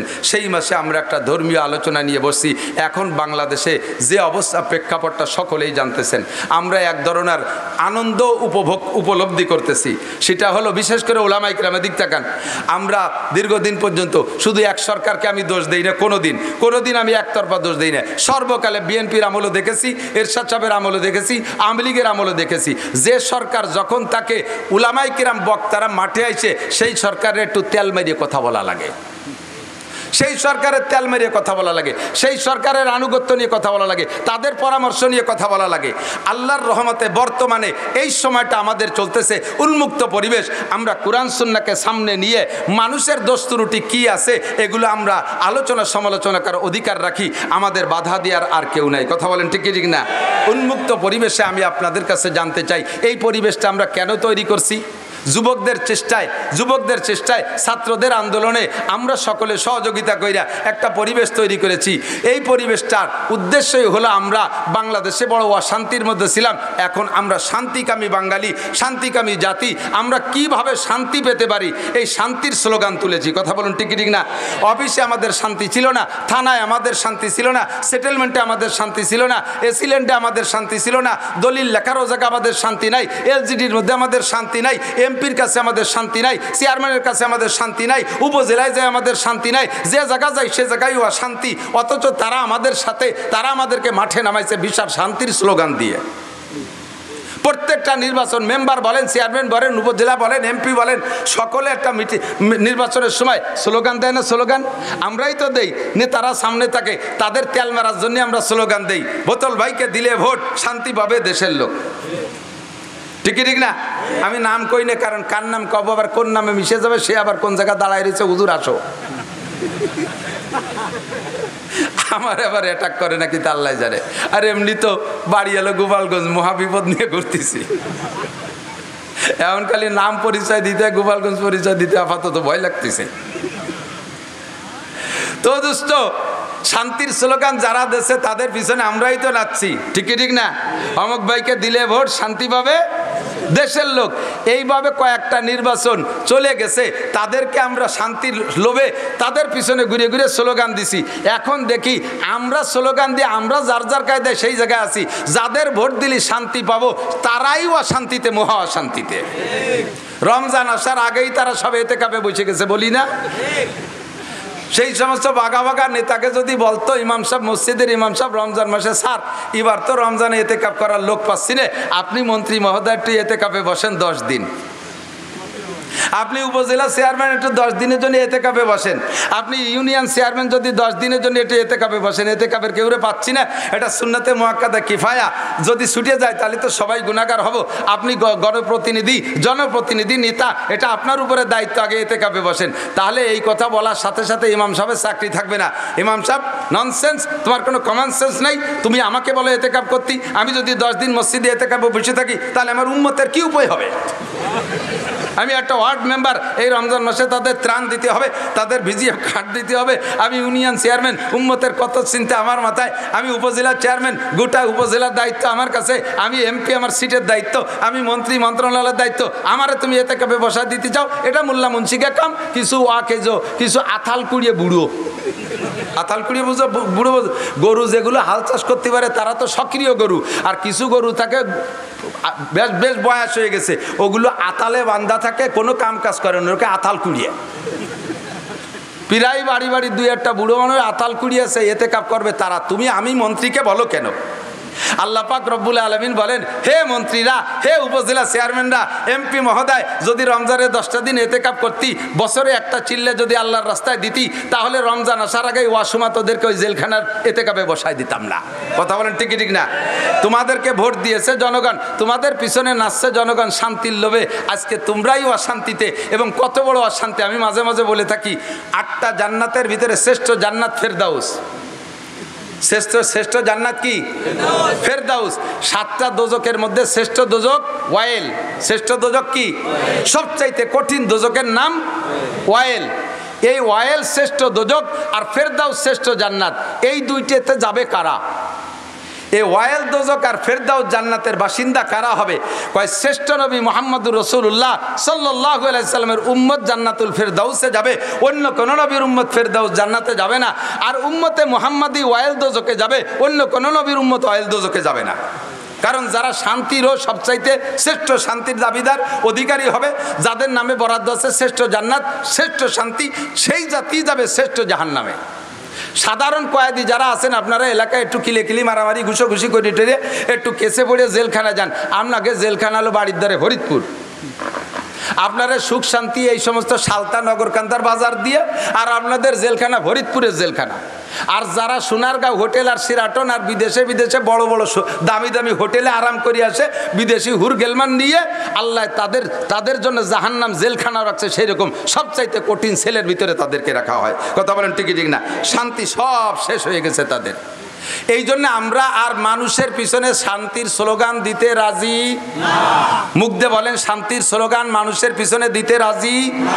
যাদের পিছনে শান্তির স্লোগান দিছি তারা নিজেরাই অশান্তিতে এবং গোটা বাংলাদেশকে অশান্তির আগুনের ভিতরে ফেলাই দিয়ে গেছে। ঠিক কি ঠিক না? যে দল বলেন না কেন, এ দল ও দল সে দল, এ পিঠ ও পিঠ সব পিঠ, কোন চাষিবা কোন সালুন খার জম। আমাকে ওই দেশে ওই পাশের বাংলায় কয় কোন চাষিবা জম কোন সালুন খার জম। সব চাষিরে চিনি, সালুন খারজম সব চাষি। কাজেই আর আমরা অশান্তির দিকে পা বাড়বো না। আমার আল্লাহ যেখানে শান্তির কথা বলেছে শান্তি সেখানেই আছে। ঠিক কি ঠিক না? শান্তির পরিচয় কার হাতে? শান্তি দিতে পারে কে? আল্লাহ পাক শান্তি দিতে পারে। মানুষের শান্তি দিতে পারে কোটি কোটি টাকার মালিক। দেখেন কত বড় বেইজ্জতি অপমানি। দাড়ি কটা বুড়ো কালে চাইছিয়া সাধারণ একটা 150 টাকা দামের লুঙ্গি ভরিয়া একখান বাড়াইতে নৌকোয় কোনাকুনি কোন জায়গা যেন যাচ্ছিল। এর চেয়ে বড় আর বেইজ্জতি অশান্তি হতে পারে বলেন? তার টাকা এখনো পর্যন্ত 80,000 কর্মচারী বেতন নিচ্ছে, তার ইন্ডাস্ট্রি কলকারখানা সব চলতেছে, 80,000 কর্মচারীতে তার টাকা দিয়ে বেতন নিচ্ছে, অথচ সে একটা সিগারেট খাটটা পাচ্ছে না। তাহলে টাকার মধ্যে শান্তি আছে? ইন্ডাস্ট্রিজের মধ্যে শান্তি আছে? তার ইন্ডাস্ট্রিতে তৈরি হওয়া ঔষধ আমরা কিনে খাচ্ছি, অথচ সে একটা বড়ি পাচ্ছে না। কতক্ষণ? তাহলে ইন্ডাস্ট্রিজের মধ্যে শান্তি নাই। যুবক আমার দিক থাকা নড়াচড়া করিস না, ভালো রে বুঝে নে। বুড়োগুলো বুড়ো হয়ে গেছে, অত কইছি না আথাল কুড়িও কাজে লাগে না। তোমরা যুব সমাজ তৈরি হও, তোমাদের আন্দোলনে বাংলাদেশকে আমরা আলাদা একটা সম্ভাবনা সামনে দেখতেছি। কাজেই যুবক অ্যালার্ট থাকবা, প্রত্যেকটা কথা তোমরা নেওয়ার চেষ্টা করবা। জীবনেও কোনোদিন স্লোগান দেবা না। মানব রচিত আদর্শের ভিতরে, মানব রচিত মতবাদের ভিতরে কখনো আসল আদর্শ হতে পারে না, শান্তি থাকতে পারে না। শান্তি যদি পাইতে হয় তাহলে 2টা মার্কায় ভোট। আমার সেই পুরনো আবার নতুন করে আমি শুরু করছি, শান্তি যদি পাইতে চাও 2টা মার্কায় ভোট দাও। মার্কা কয়টা? জোর হলো না? নৌকা ধানের শীষ, হ্যাঁ, লাঙ্গল দাড়িপালা, ওর কোনো মার্কার দাম নাই, সব মার্কা বাদ, আম্মা বাদ। ঠিক ঠিক না? শান্তি যদি পাইতে চাও কোরআন মার্কায় ভোট দাও। স্লোগান দিতে পারবেন? শান্তি যদি পাইতে চাও, আরো জোরে যুবকরা গলা ফাটাও, শান্তি যদি পাইতে চাও 2 নম্বর মার্কা হাদিস। শান্তি যদি পাইতে চাও, শান্তি যদি পাইতে চাও, কোরআন আছে যেখানে, হাদিস আছে যেখানে, উলামায়ে কেরাম যেখানে, নারায়ে তাকবীর, এছাড়া বিকল্প কোথাও শান্তি নাই। ঠিক কি ঠিক না? প্রমাণ করে দেখাই দিতে পারি, চোখে আঙ্গুল দিয়ে দেখেন। 20 বছর পর্যন্ত আফগানিস্তানরা যুদ্ধ করছে রাশিয়ার সাথে। রাশিয়ালারা মৌলবীকে কাছে, তালেবানকে কাছে মাইটার খাইয়ে গটি কম্বল গুছাই চলে গেছে। এদের যুদ্ধের কিস্সা বললে আপনি হাঁ করে রাতের পর রাত শুনবেন। যখন রাশিয়ার সাথে যুদ্ধ হয় সে সময় রেগুলার আমাদের কাছে নিউজ আসতো, বাঙালি অনেক মুজাহিদ সেখানে যুদ্ধ করতেন, আমাদের সাথীরা অনেকে যুদ্ধ করছেন, তাদের কাছ থেকে রেগুলার আমরা খবর পাইতাম একজন মুজাহিদ অনলি ধরা পড়ছে। 1000 রুশ সেনা একটা ক্যাম্পে, সব অস্ত্র রাশিয়া আমেরিকা সারা পৃথিবীতে পরাশক্তির সৃষ্টি এরা। তো রাশিয়ার দামি দামি ট্যাঙ্ক, 60টে ট্যাঙ্ক লাইন ধরা একটা ক্যাম্পের অধীনে, কামানও আছে, অন্যান্য সব অস্ত্র আছে। এর ভিতরে একজন মুজাহিদ দল বিচ্ছিন্ন হইয়া এই 1000 রুশদের কাছে ধরা পড়ে গেছে। ধরা পড়লে এরা তো খুশিতে বাগবাগ, এর থেকে তথ্য নেবে, ইচ্ছা মতো মারবে। দেখেন না, ইঁদুরে বিড়ালে ইঁদুর পাইলে দৈরেই কিন্তু মাইরে সিঁড়ি বুড়িয়ে খায় না, বেশ কিছুক্ষণ বলি খেলে। দেখছেন না, ছাড়িয়ে দিয়ে ফুস করে একটু তামাশা করে, আবার উপর দিক ফিয়ে মারে, এরম ধরে বসে এই বলি খেলে, তামাশা করে। বিড়ালে যেমন ইঁদুর নিয়ে বলি খেলে, এই একটা মুজাহিদ পাইয়া রুশরা বলি খেলতেছে। এরপরে তাকে গুলি করার আগে বলছে, এই তোরা মৌলবীরা গল্প দিস, তোরা নাকি চুন ছুটাই দিয়ে টুপলা বানায় এরকম ফিকে মারিস, তাতে বলে ট্যাঙ্ক বাস্ট হয়ে যায়। ফাও কথা, পাও কোন জায়গা? এই ট্যাঙ্কের উপর দিয়ে বোমা মারলেও ট্যাঙ্ক বাস্ট হয় না, আর তোমরা চুন ছুটাই দিয়ে টুপলা বান দিয়ে ফিকে মারলে ট্যাঙ্ক বাস্ট হয়। যদি এরকম কিছু দেখাতে পারিস তাহলে তোরে ছেড়ে দেবো, আর যদি না পারিস তাহলে তো যা করার তা করতেছি, আরও করবো, শেষ পর্যন্ত করব। তো উনি মুজাহিদ আল্লাহর বুজুর্গ, উনি বললেন তা ঠিক আছে, আমার এক বদনা অজুর পানি দাও। এক বদনা পানি দেছে, অজু বানাইছে, 2 রাকাত নামাজ পড়ার সুযোগ চাইছে, নামাজ পড়ছে, সিজদায় যাইয়া বলছে আল্লাহ ইন কুতিলতু মিয়াতা মাররা ফালা ফামা উবালি, আমার যদি 100 বার হত্যা করা হয়, আবার 100 বার তুমি জীবিত করে দাও, আবার 100 বার তারা মারে, আমার কিচ্ছু আসে যায় না, আমি একেবারে অন্তর থেকে মেনে নেব। ও রব্বুল আলামিন, তোমার কোরআনকে, তোমার ইসলামকে এই কাফের মুশরিকদের সামনে আজকে একটু বলন্দ করে দেখায় দিবা, তোমার কুদরত একটু দেখায় দিবা। আমার যতবার মানুষ, আমার কোনো দুঃখ নাই, আমার কোনো আক্ষেপ নাই, তোমার কুদরত একবার একটু দেখায় দাও। আল্লাহ পাক রব্বুল আলামিনের কাছে সিজদায় পড়ে কান্নাকাটি কইরা এরপরে উঠিয়া এক মুঠ বালু নেছে, এক মুঠ বালু নিয়ে বিশ্বনবী মুহাম্মদুর রাসূলুল্লাহ সাল্লাল্লাহু আলাইহি সাল্লাম হিজরতের রাত্রে নিশ্ছিদ্র পাহারা কাফেররা একজনের হাতের সাথে একজনের হাত ধরে ধরে দাঁড়িয়ে আছে। এই নিশ্ছিদ্র বেড়াজালের ভিতর থেকে নবী বেরোয় যাওয়ার সময় যে আয়াতটা পড়েছিলেন ফাগশাইনাহুম ফাহুম লা ইউবসিরুন ওমা রমাইতা ইজ রমাইতা ওয়ালাকিন্নাল্লাহ রমা, এই আয়াত পড়ে হুজুর এক মুঠ বালুতে ফুক মেরে এরকম ফিকে মারছে, যত কাফের বাড়ির পাশে দাঁড়ানো ছিল সমস্ত কাফের 2 চোখের ভিতরে 2 করে বালু ঢুকে গেছে। ওরা যার যার হাত ছাড়িয়ে দিয়ে এই বালু নিয়ে চোখ ডলাডলি করতেছে, তার ভাগ্যে নবী বেরোয় চলে আসছে। কন্যা সুবহানাল্লাহ। এই আয়াত ওই মুজাহিদ পইড়া বালুর মধ্যে ফু দিয়ে 60টা ট্যাঙ্ক যে লাইনে দাঁড় করা ছিল ওই দিক ফিকে মারছে, প্রত্যেকটা ট্যাঙ্ক যেন নিচে দিয়ে বোমা মারলে যেমন উড়ে যায় ওইভাবে টাস টাস করে বাস্ট হয়ে সমস্ত ট্যাঙ্কগুলো উড়ে চলে গেছে। মারছে কে? আল্লাহ কয় মা রমাইতা ইজ রমাইতা ওয়ালাকিন্নাল্লাহ রমা। আরে আমার বান্দা পাগল, মারছিস তোর হাত দিয়ে, তোর হাতে কোনো ক্ষমতা নাই, তোর হাতের মধ্যে আমি আল্লাহ তাআলা আমার আসমানি বুলডোজার ক্ষমতা আমি ঢুকাই দিয়েছি, আমার আসমানি অ্যাটমিক শক্তি ঢুকাই দিয়েছি, আমি আমার অ্যাটমিক শক্তি দিয়ে তোর এই ট্যাঙ্কগুলোকে উড়িয়ে দিয়েছি। সঙ্গে সঙ্গে 60টা ট্যাঙ্ক উড়ে চলে গেছে। পিছনের দিক ফিরে দেখে এই রুশ সেনায় 1000, ওরা তো বেশিরভাগই ল্যাংটা বা আদা ল্যাংটা থাকে, ও প্যান্ট পরারও সময় পাই নেই, ওর সাথে আর কথাবার্তা না বলে পিছন দিয়ে দৌড়ে সারিয়ে ওরে আল্লাহ এক মুঠ মারছে, 60টা ট্যাঙ্ক উড়িয়ে গেছে, ফিরে মুঠ যদি আমাদের মারি দেয় তাহলে আমরাও সাথে সাথে শেষ হয়ে যাব। ক্যাম্প ফেলাই তুই সারিয়ে পকেটে ছিল আফগানি পতাকা, ওদের রাইফেলের মাথায় সেই পতাকা উড়াই দিয়ে সেইটুকে সে জয় করে এনেছে, দখল করে তার হাতে সেটুক স্বাধীন হয়ে গেছে। বললেন না সুবহানাল্লাহ। 20 বছর এমন করে বহু ঘটনা আমার জানা আছে। এই ঘটনা ঘটাইয়া রাশিয়ানদেরকে তাড় করে দিয়েছে। এরপরে 40টা দেশ মিলে ন্যাটো বাহিনী, 40টা, তার ভিতরে পশ্চিমা সব, আমাদের মুসলিমদের ভিতরে তুরস্ক আছে নেটোর ভিতরে, এই মধ্যপ্রাচ্যের ভিতরে শক্তিশালী নিজ হাতে অস্ত্র তৈরি করতে পারে যারা, তার ভিতরে অন্যতম হলো তুরস্ক। এই তুরস্ক সেই নেটোর সাথে আছে, আমেরিকা আছে, ফ্রান্স আছে, ইটালি আছে, অস্ট্রেলিয়া আছে, এভাবে সব আছে। এই সব পরাশক্তিগুলো মিলে 40টা দেশ মিলে ন্যাটো, এই ন্যাটো বাহিনীর সাথে আফগানি মুল্লারা স্রেফ ক্লাসিনকোভ, চায়না পাকিস্তানি ক্লাসিনকোভ রাইফেল, একটুক রাইফেল, ওই দিয়ে গুলি করিয়া তাদের বিমান, তাদের হেলিকপ্টার, তাদের ট্যাঙ্ক, তাদের সমস্ত অস্ত্রকে একেবারে ধুলাই উড়াই দিয়া তাদেরকে ওইভাবে বিদায় দেশে গলায় জুতোর মালা দিয়া এই মুল্লারা এখন মুল্লাদের হাতে মাত্র 2 বছর, মাত্র 2টা জিনিস তাদের হাতে, 2টা মার্কায় তারা ভোট দেশে।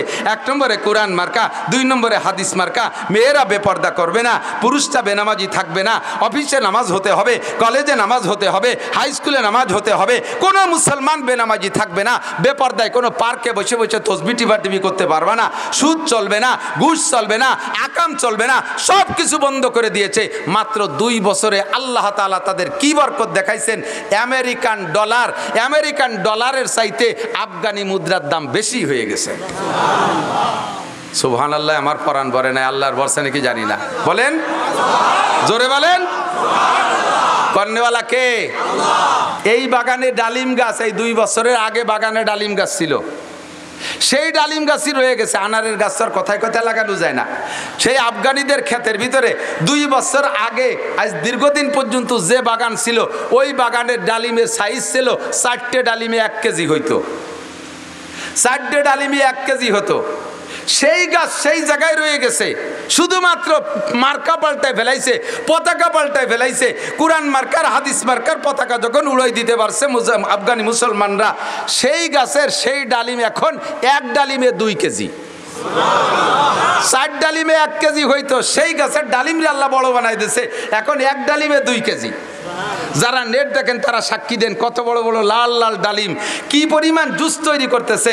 সেই মোল্লারা বর্তমানে এমন গাড়ি বানাইছে, জাপানও তাদের কাছে ফেল হয়ে গেছে মোল্লাদের প্রাইভেট কারের কাছে।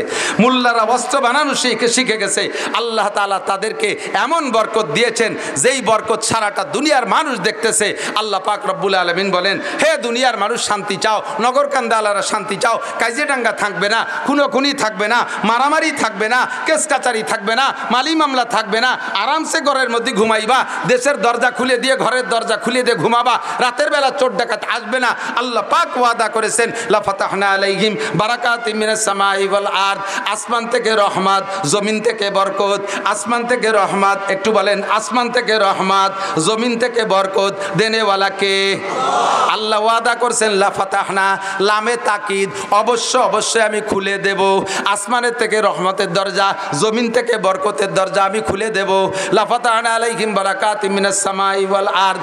শর্ত হলো ওয়ালাউ আন্না আহলাল কুরআ আমানু ওয়াত্তাকাও, যদি দেশবাসী ইমানদার হইয়া যাও আর আল্লাহর উপরে গভীর ভয় স্থাপন করতে পারো, আল্লাহর উপরে বিশ্বাস, আল্লাহর উপরে ভয়। এ আমার যুবক অন্তর থেকে সাক্ষী দাও, আল্লাহ আছে না নাই? জোরে বলেন আছে। প্রমাণ তার আর কি চান? আর বেশি প্রমাণ লাগবে না। আল্লাহু আকবার। ইতামাশা গাহে আলম রোয়ে তুস, ইতামাশা গাহে আলম রোয়ে তুস, তুকু যাবারে তামাশা মিরবি। আরে দুনিয়াটা সবই তামাশা। আবার তামাশা দেখতে টেলিভিশনে যাওয়া লাগে নাকি? তামাশা দেখতে সিনেমায় যাওয়া লাগে? জগৎটাই তামাশা। কথা কন না কে? আল্লাহর কুদরত দেখতে বেশি দূর যাওয়া লাগে না, তোমার সামনে, চোখের সামনে আল্লাহ কুদরত দেখায় দিয়েছে। বিগত সরকারের হাতে সরকারি পাওয়ার, বোঝেন? আমলিগ বিএনপি এক সাইডে সকলকে শিক্ষা দেওয়ার জন্য বলছে, কথা মনে রাখবেন। ফাতাবিরু ইয়া উলিল আবসার, আল্লাহ পাকের স্বভাব।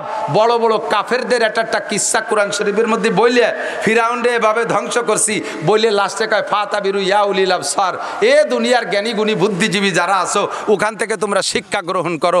দোয়া পড়ি, কারেন্ট চলে যা দোয়া, ইন্না লিল্লাহি ওয়া ইন্না ইলাইহি রাজিউন।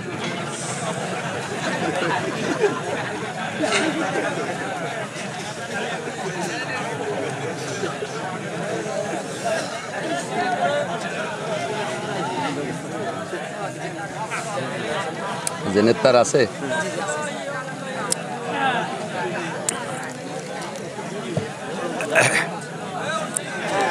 বলেন আসার দোয়া পড়েন। আলহামদুলিল্লাহ। কারেন্ট আসার দোয়া কি? যাওয়ার দোয়া, আবার ইন্না লিল্লাহ, ইন্না লিল্লাহি ওয়া ইন্না ইলাইহি রাজিউন। আল্লাহু আকবার। কষ্ট হচ্ছে আপনাদের? বড় বড় কাফেরদেরকে ধ্বংস করার লম্বা একটা কিস্সা বলে আল্লাহ পাক বলেন ফাতাবিরু ইয়া উলিল আবসার, এ তোমাদের যদি জ্ঞান থাকে, বুদ্ধি থাকে, এখান থেকে উপদেশ গ্রহণ করো। কথা বলেন ঠিক কি ঠিক না? আল্লাহ তাআলা আমাদেরকে ঘটনা ঘটায় উপদেশ গ্রহণ করার হুকুম দিয়েছেন। উপদেশ গ্রহণ করে, এখান থেকে শিক্ষা নাও। কত বড় তাজা বাস্তব খবর, এদিক তাকান। নবী আলাইহিস সালাতু ওয়াস সালামের বদরের যুদ্ধে মুসলমান 313 জন। কয়জন মুসলমান? কয়জন? 313 জন। তরবারি মাত্র 2 খেন বা 3 খেন, ঘোড়া 2টা, ঘোড়া 2টা বা 3টা, উট 2টা, মানুষ 313 জন। বদর মদিনার থেকে বেশ দূরে, সেই জায়গা পর্যন্ত গেছে পায়ে হেঁটে। এই ঘোড়া আর উটের উপরে শুধু জরুরি সামান নেছে। তরবারি প্রত্যেকের কাছে একখান না, তরবারি প্রত্যেকের কাছে একখান না, টোটাল বাহিনী মিলে 2-3 খান তরবারি। এই নিয়ে লড়তে গেছে কাদের সাথে? আবু জাহেলের বাহিনীর সাথে। 1000 সৈনিক এবং বাছাই করা, সে হলো সৌদি আরবের গভর্নর। মুসলমানদের সাথে লড়তে আসতেছে, বেদায় সেনাবাহিনীর ভিতরে একেবারে বাছাই করা সৈন্য শক্তিশালী যেগুলো, তাই নিয়ে আসছে। প্রত্যেকের হাতে তৎকালীন সর্বশ্রেষ্ঠ শক্তিশালী শক্ত তরবারি, প্রত্যেকের পাছার নিচে একটা করে ঘোড়া, মাল বহন করার জন্য উট আলাদা। এইভাবে এসে লড়তে আসছে। বেশিক্ষণ টিকতে পারে নাই, 2-5 দিন, 10 দিনও না, মাত্র 1 দিনের কিছুক্ষণ টাইমের ভিতরে 313 জন মুসলমানের 3 খেন তরবারির সামনে তারা ধরাশায়ী হইয়া একেবারে 70 জন জায়গায় জাহান্নামী, 70 জন অ্যারেস্ট হয়ে গেছে, বাকিরা পলায় চলে গেছে, সমস্ত মাল ফেলায় দিয়ে গেছে, পরনের কাপড়টা পর্যন্ত পরে যেতে পারে নাই। ফাতাবিরু ইয়া উলিল আবসার, এ কাম করতে পারে কে? নিরস্ত্র যে থাকে, অস্ত্র যার কম থাকে তার পক্ষে আল্লাহ থাকে। যদি আমি ভুল করি তাহলে আমার পক্ষে আল্লাহ থাকবে না। সরকারের সাথে সরকারি পাওয়ার, সরকারের সাথে সেনাবাহিনী, সরকারের সাথে বিডিআর, সরকারের পক্ষে র্যাব, সরকারের সাথে পুলিশ, সরকারের সাথে আনসার, সব কিছু নিরস্ত্র যুবকদের ধাক্কায় স্লোগানে সরকার সব কিছু ছেড়ে দিয়ে চলে গেল। সরকার সব কিছু ছেড়ে দিয়ে চলে গেল। এ জায়গা কার কুদরত? কার কুদরত? এই কুদরত পাইয়া তোমরা বেশি ইত্রেইও না, লাফাইও না। বেশি এই কুদরত, আল্লাহর কুদরত দেখাই দিয়েছে। এখন ক্ষমতা পেয়ে যদি তোমরা আবার তাদের চাইতে বেশি বাড়াবাড়ি করো, আল্লাহ তাআলা কান ধরে আবার তাদেরকে এনে তোমাদেরকে তাদের হাতে মার খাওয়াইতে পারে। কথা বলেন ঠিক ঠিক না? বেশি বেয়াদবি উশৃঙ্খলা করলে আল্লাহ তাআলা এক দল দিয়ে আর এক দলের সাইজ করে। আল্লাহ তাআলা নিজেই কখনো যুদ্ধই অস্ত্র নিয়ে আসে না যুদ্ধ করতে। আল্লাহ পাক রব্বুল আলামিন তার কুদরতে যুদ্ধ করায় বিনা অস্ত্রে। দেখেন এত বড় সরকারকে কিভাবে আল্লাহ তাআলা পতন ঘটায় দিয়েছে। ফাতাবিরু ইয়া উলিল আবসার, বলতে চাইছে ওই কথাটাই। শান্তি দেয় কে? অশান্তি কে দেয়? তো শান্তি যদি পাইতে চাও, এক নম্বরে আল্লাহকে ঈমান দাও। আল্লাহ আছে না নাই? আল্লাহর কুদরত দেখতেছেন, চোখের সামনে দেখা যাচ্ছে কি যাচ্ছে না? আল্লাহ পাক আছে, বিশ্বাস রাখো। 2 নম্বরে আল্লাহকে ভয় করো। যুবক আল্লাহকে ভয় করো, বুড়ো আল্লাহকে ভয় পান। আরে সবাই আল্লাহকে ভয় পান। ভয় পার আরবি শব্দ হলো তাকওয়া। কি শব্দ?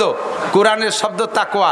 কোরআন শরীফে যে বিষয়টা আল্লাহ তাআলা বেশি ইম্পর্টেন্ট মনে করেছেন, সেই বিষয়টাকে আল্লাহ তাআলা আলোচনা বেশি করেছেন। ইবাদতের ভিতরে শ্রেষ্ঠ ইবাদত নামাজ। এর জন্য নামাজের আলোচনা হয়েছে 82 বার। কতবার? 82 বার। জাকাতের পরিমাণ কম, জাকাত দাতার পরিমাণ কম, এজন্য জাকাতের আলোচনা এর চেয়ে কম হয়েছে। হজ কর্নেওয়ালার সংখ্যা আরও কম, এই জন্য হজের আলোচনা আরও কম হয়েছে। তো যে বিষয়টা বেশি ইম্পর্টেন্ট ওইটার আলোচনা আল্লাহ তাআলা বেশি করেছেন। এমন করে কোরআন শরীফের ভিতরে তাকওয়া শব্দের আলোচনা আছে 62 বার। কতবার? তাকওয়া আছে 62 বার। তাকওয়াটা অত্যন্ত জরুরি। তাকওয়া যদি ভিতরে থাকে, আল্লাহর ভয় যদি ভিতরে থাকে, তাহলে ওই লোকটা কখনো অন্যায় করতে পারে না। এদিক তাকান, এই আপনাদেরই পাশে, আমি ফরিদপুর শহরে, আপনার ফরিদপুর জেলার মানুষ। ফরিদপুর শহরে গত 2-3 বছর আগে একটা মাহফিলে আসছি। মাহফিলে আমার খেদমত করতেছে একটা যুবকটার পাতলা ফিসফিসে দাড়ি আছে, মাথায় তার টুপি ও পাগড়ি আছে, গায়ে তার জুব্বা। চেহারাটা আলেমদের চেহারা আর পাবলিকের চেহারা কিন্তু বোঝা যায়। পাবলিক যত সাজিয়ে গুজে, যত যুব্ব, বড় যুব্ব আর পাগড়ি পরেন না কেন, দেখলে চিনা যায় এটা পাবলিক। আর মৌলবী মাদ্রাসায় পড়ার পরে বাড়ি যে যদি ল্যাংটা হইও কেদার মধ্যে মাছ ধরে, তবু বোঝা যায় এটা মাদ্রাসায় পড়া। এ কয়েকদিনের মধ্যে কোয়ালিটি পাল্টে যায়। তো ওই ছেলেটারে দেখে আমি মনে করছি এটা মাদ্রাসার ছাত্র হবে, তার কথাবার্তা সব কিছু এরকম। আমাকে কখনো হুজুর বলে না, হজরত আমি কি খেদমত করব, হজরত এখন কি লাগবে, এটা মাদ্রাসার পরিভাষা। তো মাহফিল শেষ পর্যন্ত সে আমার পর্যাপ্ত খেদমত করছে। এরপরে আমি যখন বিদায় নেব, তখন ছেলেটা বলতেছে, হুজুর আপনি তো আমার পরিচয় নিলেন না, একটু বলবো? বলো তোমার পরিচয় বলো, নামটা কি যেন বললো, আমার মনে নাই, বাড়ি কোন জায়গা বলছে তাও আমার এখন মনে নাই। তো ছেলেটা বলতেছে, আমি ফরিদপুর রাজেন্দ্র কলেজের ছাত্র, মাথায় পাগড়ি, মুখে সুন্নতি দাড়ি, জীবনে দাড়িতে খুর লাগাই নাই, কেসি লাগাই নাই, গায়ে জুব্বা, মাথায় পাগড়ি। ছেলেটার সব কিছু আলেমানা ভাবে চলতেছে। এই ছেলেটা রাজেন্দ্র কলেজের ছাত্র। বলে, হুজুর আমি যে রুমে থাকি, আমার রুমে একটু পা দিয়ে, একটু কদম দিয়ে একটু বরকত দিয়ে যান। দেখলাম এতক্ষণ 2 ঘন্টা খেদমত করছে, তাই যাওয়ার সময় একটু বরকত নিয়ে যাই। ওর রুমের মধ্যে যাইয়া সত্যি বরকত দিতে, যে আমি বরকত নিয়ে আসছি, আমি আমার জিন্দেগির জন্য একটা সবক ওখান থেকে নিয়ে আসছি। ছেলেটা এই পরিবেশ তৈরি করছে আমার বয়ান শুনে, কিন্তু আমি তো বয়ানের গতিতে বয়ান করি, কিন্তু আমার সেই অবস্থা তৈরি হয় না নিজের। রুমের মধ্যে ঢুকে দেখি ওর রুমের ছাদে সিলিংয়ে লেখা আল্লাহ দেখে, বাংলায় লিখে রাখছে আল্লাহ দেখে। 4টে ওয়ালে 4 পাশে লেখছে আল্লাহ দেখে। সাইডে ওয়ালের দিক নজর পড়ছে, ওই লেখা দেখলাম, এদিকে নজর পড়ছে, লেখা দেখি আল্লাহ দেখে। পরে উপর দিক দেখি, তাও দেখি আল্লাহ দেখে। ওর রুমের ভিতরে ঢুকে আমার আতঙ্ক সৃষ্টি হয়ে গেছে। আল্লাহ, এ জায়গাতে তাহলে আজে বাজে কোনো কথাও বলা যাবে না, কিছু করাও যাবে না। যেদিকে থেকে দেখি, যেদিকে তাকাই করব, সেদিকে থেকে দেখি আল্লাহ দেখে। আমি জিজ্ঞেস করলাম, বাপ তুমি লেখছো কেন? কয় যে হুজুর আপনি বলেছেন গুনার থেকে বাঁচতে হলে 3টে কথা, 3টে কাজ করলে তুমি গুনার থেকে বাঁচতে পারবা। 1 নম্বরে তুমি যে কোনো গুনাহ করার সময় মনের ভিতরে সংকল্প করো যে আমার এই গুনাহ অবস্থায় আমাকে আল্লাহ দেখে। কথা কন? সুদ খাওয়ার সময় আল্লাহ দেখে না? না দেখে না? ওদিকে আল্লাহ খেয়াল করে না? ঘুষ খাওয়ার সময় তো খেয়ালই করে না। কথা কন করে? বাগানে, পাট বাগানের ভিতরে বসে যখন গাঁজা আর এবা খান, সে সময় তো আল্লাহ টেরই পায় না। হ্যাঁ, রাত 12টা 1টার পরে যখন ফোনে প্রেম আলাপ করেন, ওই সময় আল্লাহ টের পায় না? আল্লাহ ঘুমায়? লা তাখুযুহু সিনাতুন ওয়ালা নাওম। আমার আল্লাহর ঘুমও নাই, আমার আল্লাহর তন্দ্রাও নাই। কথা বলেন ঠিক ঠিক না? আমার আল্লাহর ঘুমও নাই, তন্দ্রাও নাই। আমার আল্লাহ দেখে কি দেখে না? ও যুবক, তোমার আল্লাহ দেখে কি দেখে না? তুমি সুন্দরবনে যে জঙ্গলের ভিতরে প্রেমিকাকে নিয়ে গল্প করো, ওটা আল্লাহ দেখে? তুমি ওই সরোয়ার্দী উদ্যানে যাইয়া বিভিন্ন পার্কে বসে বসে বসে গল্প করো কলেজের সাথী বন্ধুদেরকে নিয়ে, বান্ধবীদেরকে নিয়ে, ওই হালাতটা আল্লাহ দেখে কি দেখে না? মদ গাঁজা যখন খাও তখন আল্লাহ, বিড়ি সিগারেট যখন খাই তখন আল্লাহ, মিথ্যে কথা যখন বলি তখন আল্লাহ। কথা কন না? দেখে? জোরে বলেন আল্লাহ দেখে। দোকান লুট করব যখন তখন আল্লাহ, পরের মাল চুরি করব, কেড়ে আনবো তখন আল্লাহ। এই সংকল্পটা যদি ভিতরে থাকে যে আমি এই কাজ করতেছি, এই অবস্থায় আমার আল্লাহ দেখে। আরে দুনিয়া আব্বার সামনে আমি এই কাজ করতে সাহস পাই না, পুলিশের সামনে করতে সাহস পাই না, নেতার সামনে করতে সাহস পাই না, জজের সামনে করতে সাহস পাই না, দুনিয়ার মানুষের সামনে করতে সাহস পাই না। আর প্রত্যেকটা কাজ আমার আল্লাহ দেখে, তাহলে আমি এই কাজটা কিভাবে করতে পারি? এই সংকল্পটা যদি ভিতরে আসে, গুনার থেকে ফেরবেন। ছেলেটা বলে, হুজুর আপনি যেদিন বলছেন যে এই সংকল্প, তারপরে দেখলাম যে একা একা সংকল্প আসে না। আমি একা রুমের মধ্যে থাকি, একা রুমের ভিতরে একটা যুবক ছেলে থাকলে নানান রঙের অন্যায় করা যায়, বিভিন্ন প্রকারের গুনাহ সে একা একা বসে করতে পারে। তখন আমি গুনাহ যখন করি, সংকল্পটা তৈরি করা আমার কঠিন হয়ে যায়। বিদায় আমি সব জায়গায় লিখে রাখছি যে আমি যেদিক থেকে গুনাহ করব, চোখের সামনে লেখাটা পড়বে আল্লাহ দেখে। চোখের সামনে লেখাটা পড়বে আল্লাহ দেখে। আর আমার আল্লাহ যখন দেখে তখন আমি অন্যায় করতে পারবো না। এই আল্লাহ দেখে ভয়টা অন্তরে তৈরি করা। 2 নম্বর কথা 3টে আমি বলে যাই, আবারও স্মরণ করাই দিই, মনে রাখবেন। কথা 3টে স্মরণ করাই দিই। সেটা হলো, 2 নম্বরটা হলো কিরামান কাতিবিনা ইয়ালামুনা মা তাফআলুন। তুমি যে কাজ যে অবস্থায় যেখানে থেকে করো না কেন, সম্মানিত ফেরেশতা কাঁধে বসে লেখে। কথা কন? কোরআনের কথা সত্য না মিথ্যা? 2 জন ফেরেশতার নামই কিরামান কাতিবিন। আমরা পাবলিকরা মনে করি ডান কাদের ফেরেশতার নাম কিরামান আর বাম কাদের নাম কাতিবিন। না, 2 জনের নামই হলো কিরামান কাতিবিন। কাতিবিন মানে বহুত লেখক, কিরামান মানে সম্মানী। প্রত্যেকের কাঁধে ফেরেশতা আছে, সমস্ত ফেরেশতাদেরকে সম্মিলিতভাবে বলা হয় কিরামান কাতিবিন ইয়ালামুনা মা তাফআলুন। তুমি যে কাজ করো তা তারা জানে, তুমি যা বলো তা তারা শোনে। আল্লাহ কয় মা ইয়ালফিজু মিন কাউলিন ইল্লা লাদাইহি রাকিবুন আতীদ। হে যুবক যুবতী, আবাল বৃদ্ধ বনিতা, রাজনীতি করো, গল্প করো, যা কিছু করো না কেন, সমস্ত কথা মুখ থেকে বেরোনোর সঙ্গে সঙ্গে কে শোনে? আল্লাহ। সঙ্গে সঙ্গে ওই ফেরেশতারা ওইটা লিখে ফেলে। চার দোকানে বসে বসে গল্প, আপনাদের এদিক তো নাই? চার দোকানে তো লোকজন বসে না তেমন, চা খেয়েই তো চলে আসে। কথা কন না কে? চায়ের দোকানগুলো হইছে মিনি সংসদ ভবন। ওখানে বসে যা আলোচনা করে সেই অনুযায়ী, একদিন শেখ হাসিনা দেশ চালাইছে, এর আগে খালেদা চালাইছে, এখনো এখান থেকে যা বুদ্ধি দেবেন তাই দিয়ে ইউনুস কাকা দেশ চালাবে।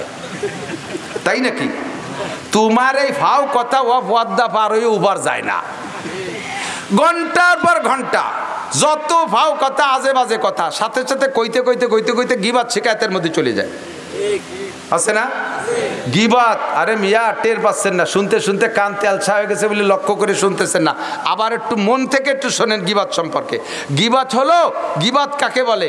আমি মৌলানা নাসির একটা অন্যায় করেছি, এই অন্যায়টা আপনি জানেন, তেমন আর কেউ জানে না, বা 2-1 জন জানে।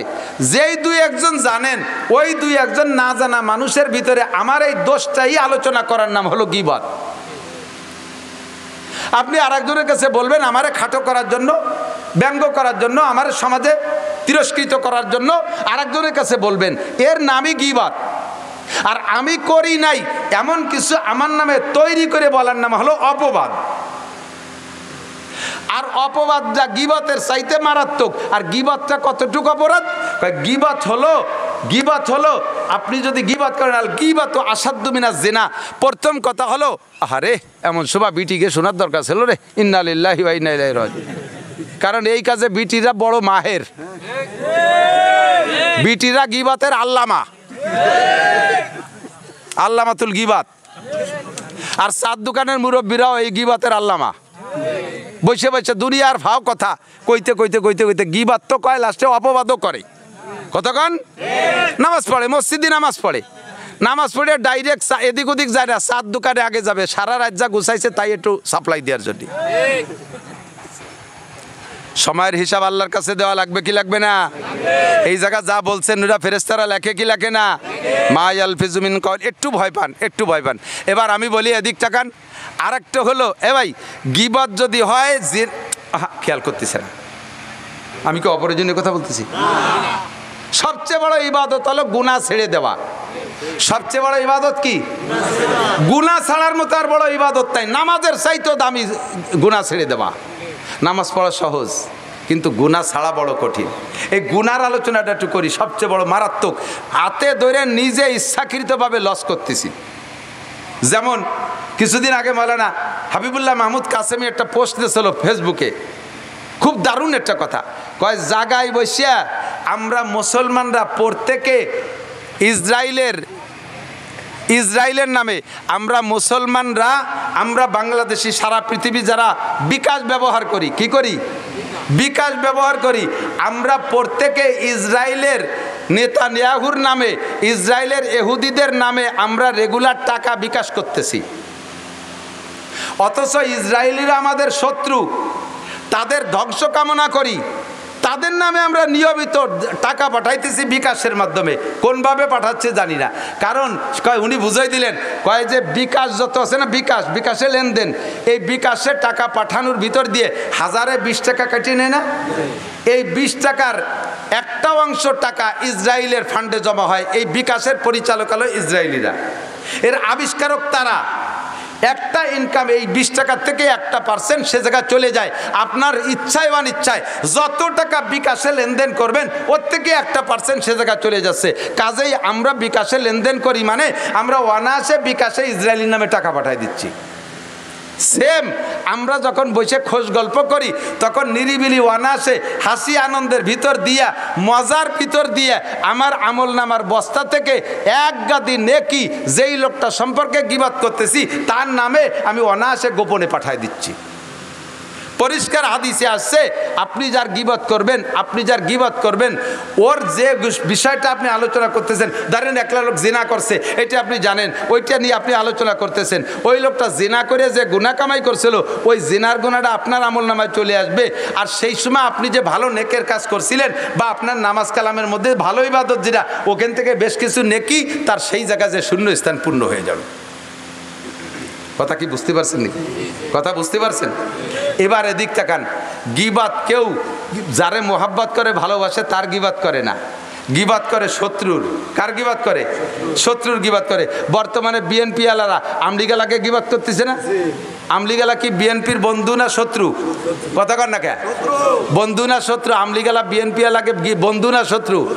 নিয়মিত গীবত করে বন্ধুর মানে শত্রুর বস্তা বই বেলাই দিচ্ছে।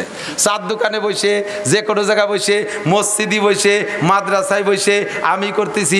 আবার আমলিগালাকে শত্রু হলো বিএনপি। হ্যাঁ এদিক তাকান, আমলিগালাকে শত্রু রেমিশন দেব, লাস্ট ফিনিশিং আছে, এদিক তাকান। এবার আমলিগালারা বিএনপি এলাকে গীবত করে তাকে ভরিয়ে ফেলাচ্ছে। এলে শত্রুর উদাহরণ দিছি। আপনিও চার দোকানে বসে সামাজিকভাবে আপনার যে শত্রু, সেই শত্রুর গীবত করে আপনার নাকি তারে দিয়ে দিচ্ছেন, আর তার গুনাহ আপনি নিয়ে নিচ্ছেন। আমি আপনাদের সবাইরে অনুমতি দিলাম এই দৃষ্টিকোণ থেকে আমার সহজ একটা ইনকাম সোর্স আমি খুলে নিচ্ছি। আপনারা আমারে ভালোবাসেন। এই বর্ষাকালের দিন গরমের মধ্যে এসে বসে রয়েছেন, আপনারা আমারে ভালোবাসেন না? আপনারা আমারে ভালোবাসেন। আজকে থেকে আপনাদেরকে অনুমতি দিলাম, আমি মাওলানা নাসির যে যদি কোনো অন্যায় করে থাকি, এটা যদি আপনারা জানেন, তাহলে আপনাদের অনুমতি দিলাম আমার আড়ালে এগুলো আপনারা বলাবলি করবেন।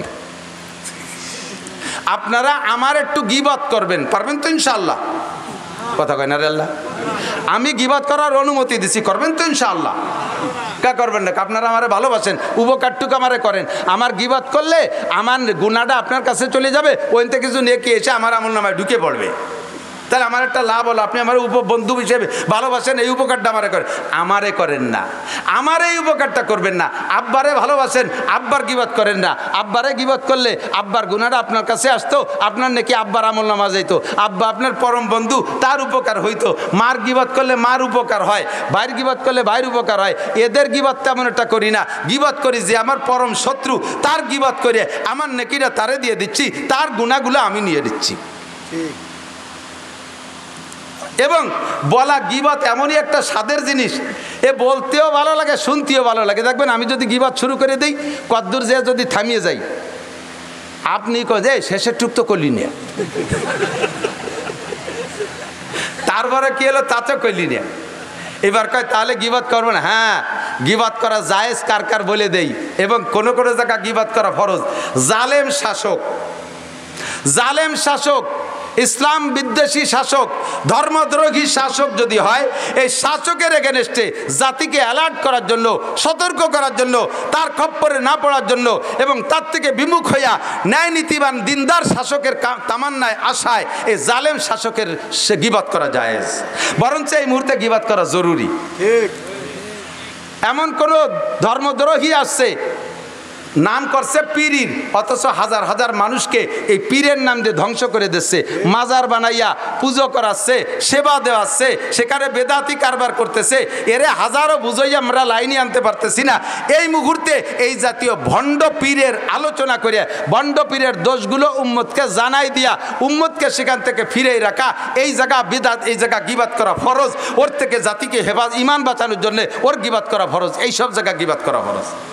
শয়তানের গিবত করা ফরজ, যাতে মানুষের সতর্কতাকে শয়তানির মধ্যে না পড়ে। হ্যাঁ, আমি আপনি অন্যায় করছেন, আপনি অন্যায় করছেন, আপনারে আমি বলে পারতেছি না।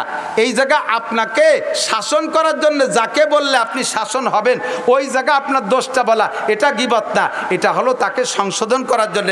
তবে এইটা সার্কুলার না দেওয়া যাতে লোকটা অপমানিত হয়। ফাঁকে আর একটা কথা মনে রাখেন, আপনি যার গিবত করছেন, আপনি যার গিবত করতেছেন, সে যে গুনাহটা করছে, ওই গুনাহ করার কারণে আপনি তার গিবত করতেছেন।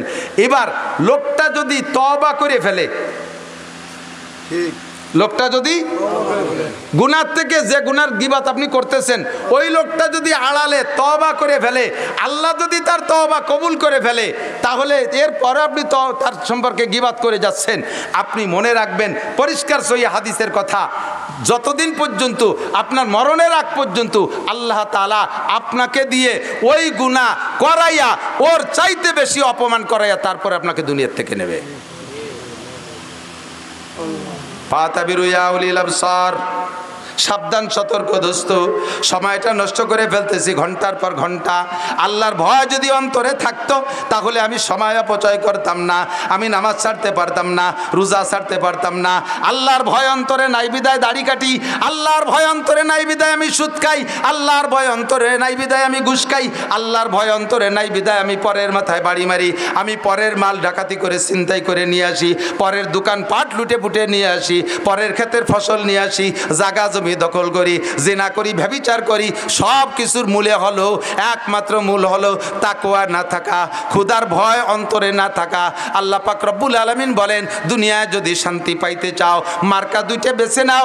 1 নম্বরে কোরআন মার্কায় ভোট দাও, 2 নম্বরে হাদিস মার্কায় ভোট দাও। মূল নীতি দুইটা, 1 নম্বরে আল্লাহকে বিশ্বাস করো, 2 নম্বরে আল্লাহকে ভয় করো। আল্লাহকে লাফাতাহনা আলাইহিম বারাকাতিম মিনাস সামাই ওয়াল আরদ, আসমান আর জমিন থেকে শান্তি আর রহমত আর বরকতের সব দরজা তোমাদের জন্য খুলে দেব। হাজার হাজার প্রমাণ। কালেকশন মানুষ দেখলি খালি টাল লোক। সে 4 মাস আগে আমার অজের দাঁত দিয়েছে, বাড়ি বাড়ি থেকে শুষিয়ে নিয়ে আসবে কালেকশন হয়ে গেছে। ভিটার আইসে একটু অশুন্তিটা আসার ই শুনলি দেখলি পরে সে এরকম না, আর অশুন্তি যাব না, 1 টাকাও কেউ দেবেন না, থাক 1000 করে দিয়েছেন, 1 টাকা নেওয়া হবে না। আল্লাহু আকবার। নবী আলাইহিস সালাম পরামর্শ দিচ্ছেন শান্তির জন্য। এদিক তাকান, আল্লাহর পরামর্শ, আল্লাহর হুকুম আর নবীর পরামর্শ, এই দুইটার মধ্যে শান্তি না? আল্লাহ দাবি করছেন কয়টা? দুইটা, ঈমান আর তাকওয়া। ভাই আল্লাহ আছে না নাই? আল্লাহ আছে? আল্লাহর ভয় অন্তরে আছে? আল্লাহর ভয় যদি থাকে তাহলে আপনি অন্যায় করতে পারবেন না, নামাজ ছাড়তে পারবেন। একজন আমার কয়, হুজুর আল্লাহর প্রতি গভীর বিশ্বাস, আল্লাহ ছাড়া কোনো মাবুদ নাই, রেহাই নাই হুজুর, এত বিশ্বাস আমার অন্তরে যা আপনার ওই পরিমাণ বিশ্বাস না, কিন্তু হজরের নামাজ পড়তে পারি না যে। আমি কইলাম মিয়া ভাই, আল্লাহর ভয় আর বিশ্বাস যদি থাকতো তাহলে তুমি ফজরে ঘুমোই থাকতে পারতে না। তুমি মার্ডার কেসের আসামি, তোমার কানে খবর আছে যে রাত 4টের দিক পুলিশ আসতে পারে, তুমি কি ওই সময় আরামে ঘরে ঘুমাই থাকবা? ঘুমাইয়া? তুমি রাত 3টের আগেই ঘরের থেকে উঠে যে কোনো দিক পালাবা, মসজিদে গেলে পুলিশই ধরে না, সেই জায়গায় যে তুমি বসে থাকবা। তো তোমার পুলিশের উপরে বিশ্বাস আর ভয় আছে বিধায় তুমি রাত 4টের আগে 3টের সময় মসজিদে চলে যাও। আল্লাহর প্রতি বিশ্বাস আর ভয় থাকলে তুমি ফজরের সময় ঘুমাই থাকতে পারতে না। তুমি যে মুখী কও ভয় আছে আর বিশ্বাস আছে, এলো মৌখিক কথা, এটা অন্তরের কথা না। কতক্ষণ জান্নাত আছে এই লোভ যদি তোমার থাকতো তাহলে তুমি ফজরে ঘুমাই থাকতে পারতে না। কথা বলেন? তোমারও যদি উপজেলা চেয়ারম্যান সাহেব বলে ভোর শীতের রাত্রে ভোর 5টায়, শেষ সময় তো ভোর হয়তো আর একটু পরে, ভোর 5টা শেষ রাত্রি সেহরির সময় শীতের রাত্রে যদি তুমি আমার কাছে আসো তাহলে তোমাকে 1 লক্ষ টাকা দেওয়া হবে।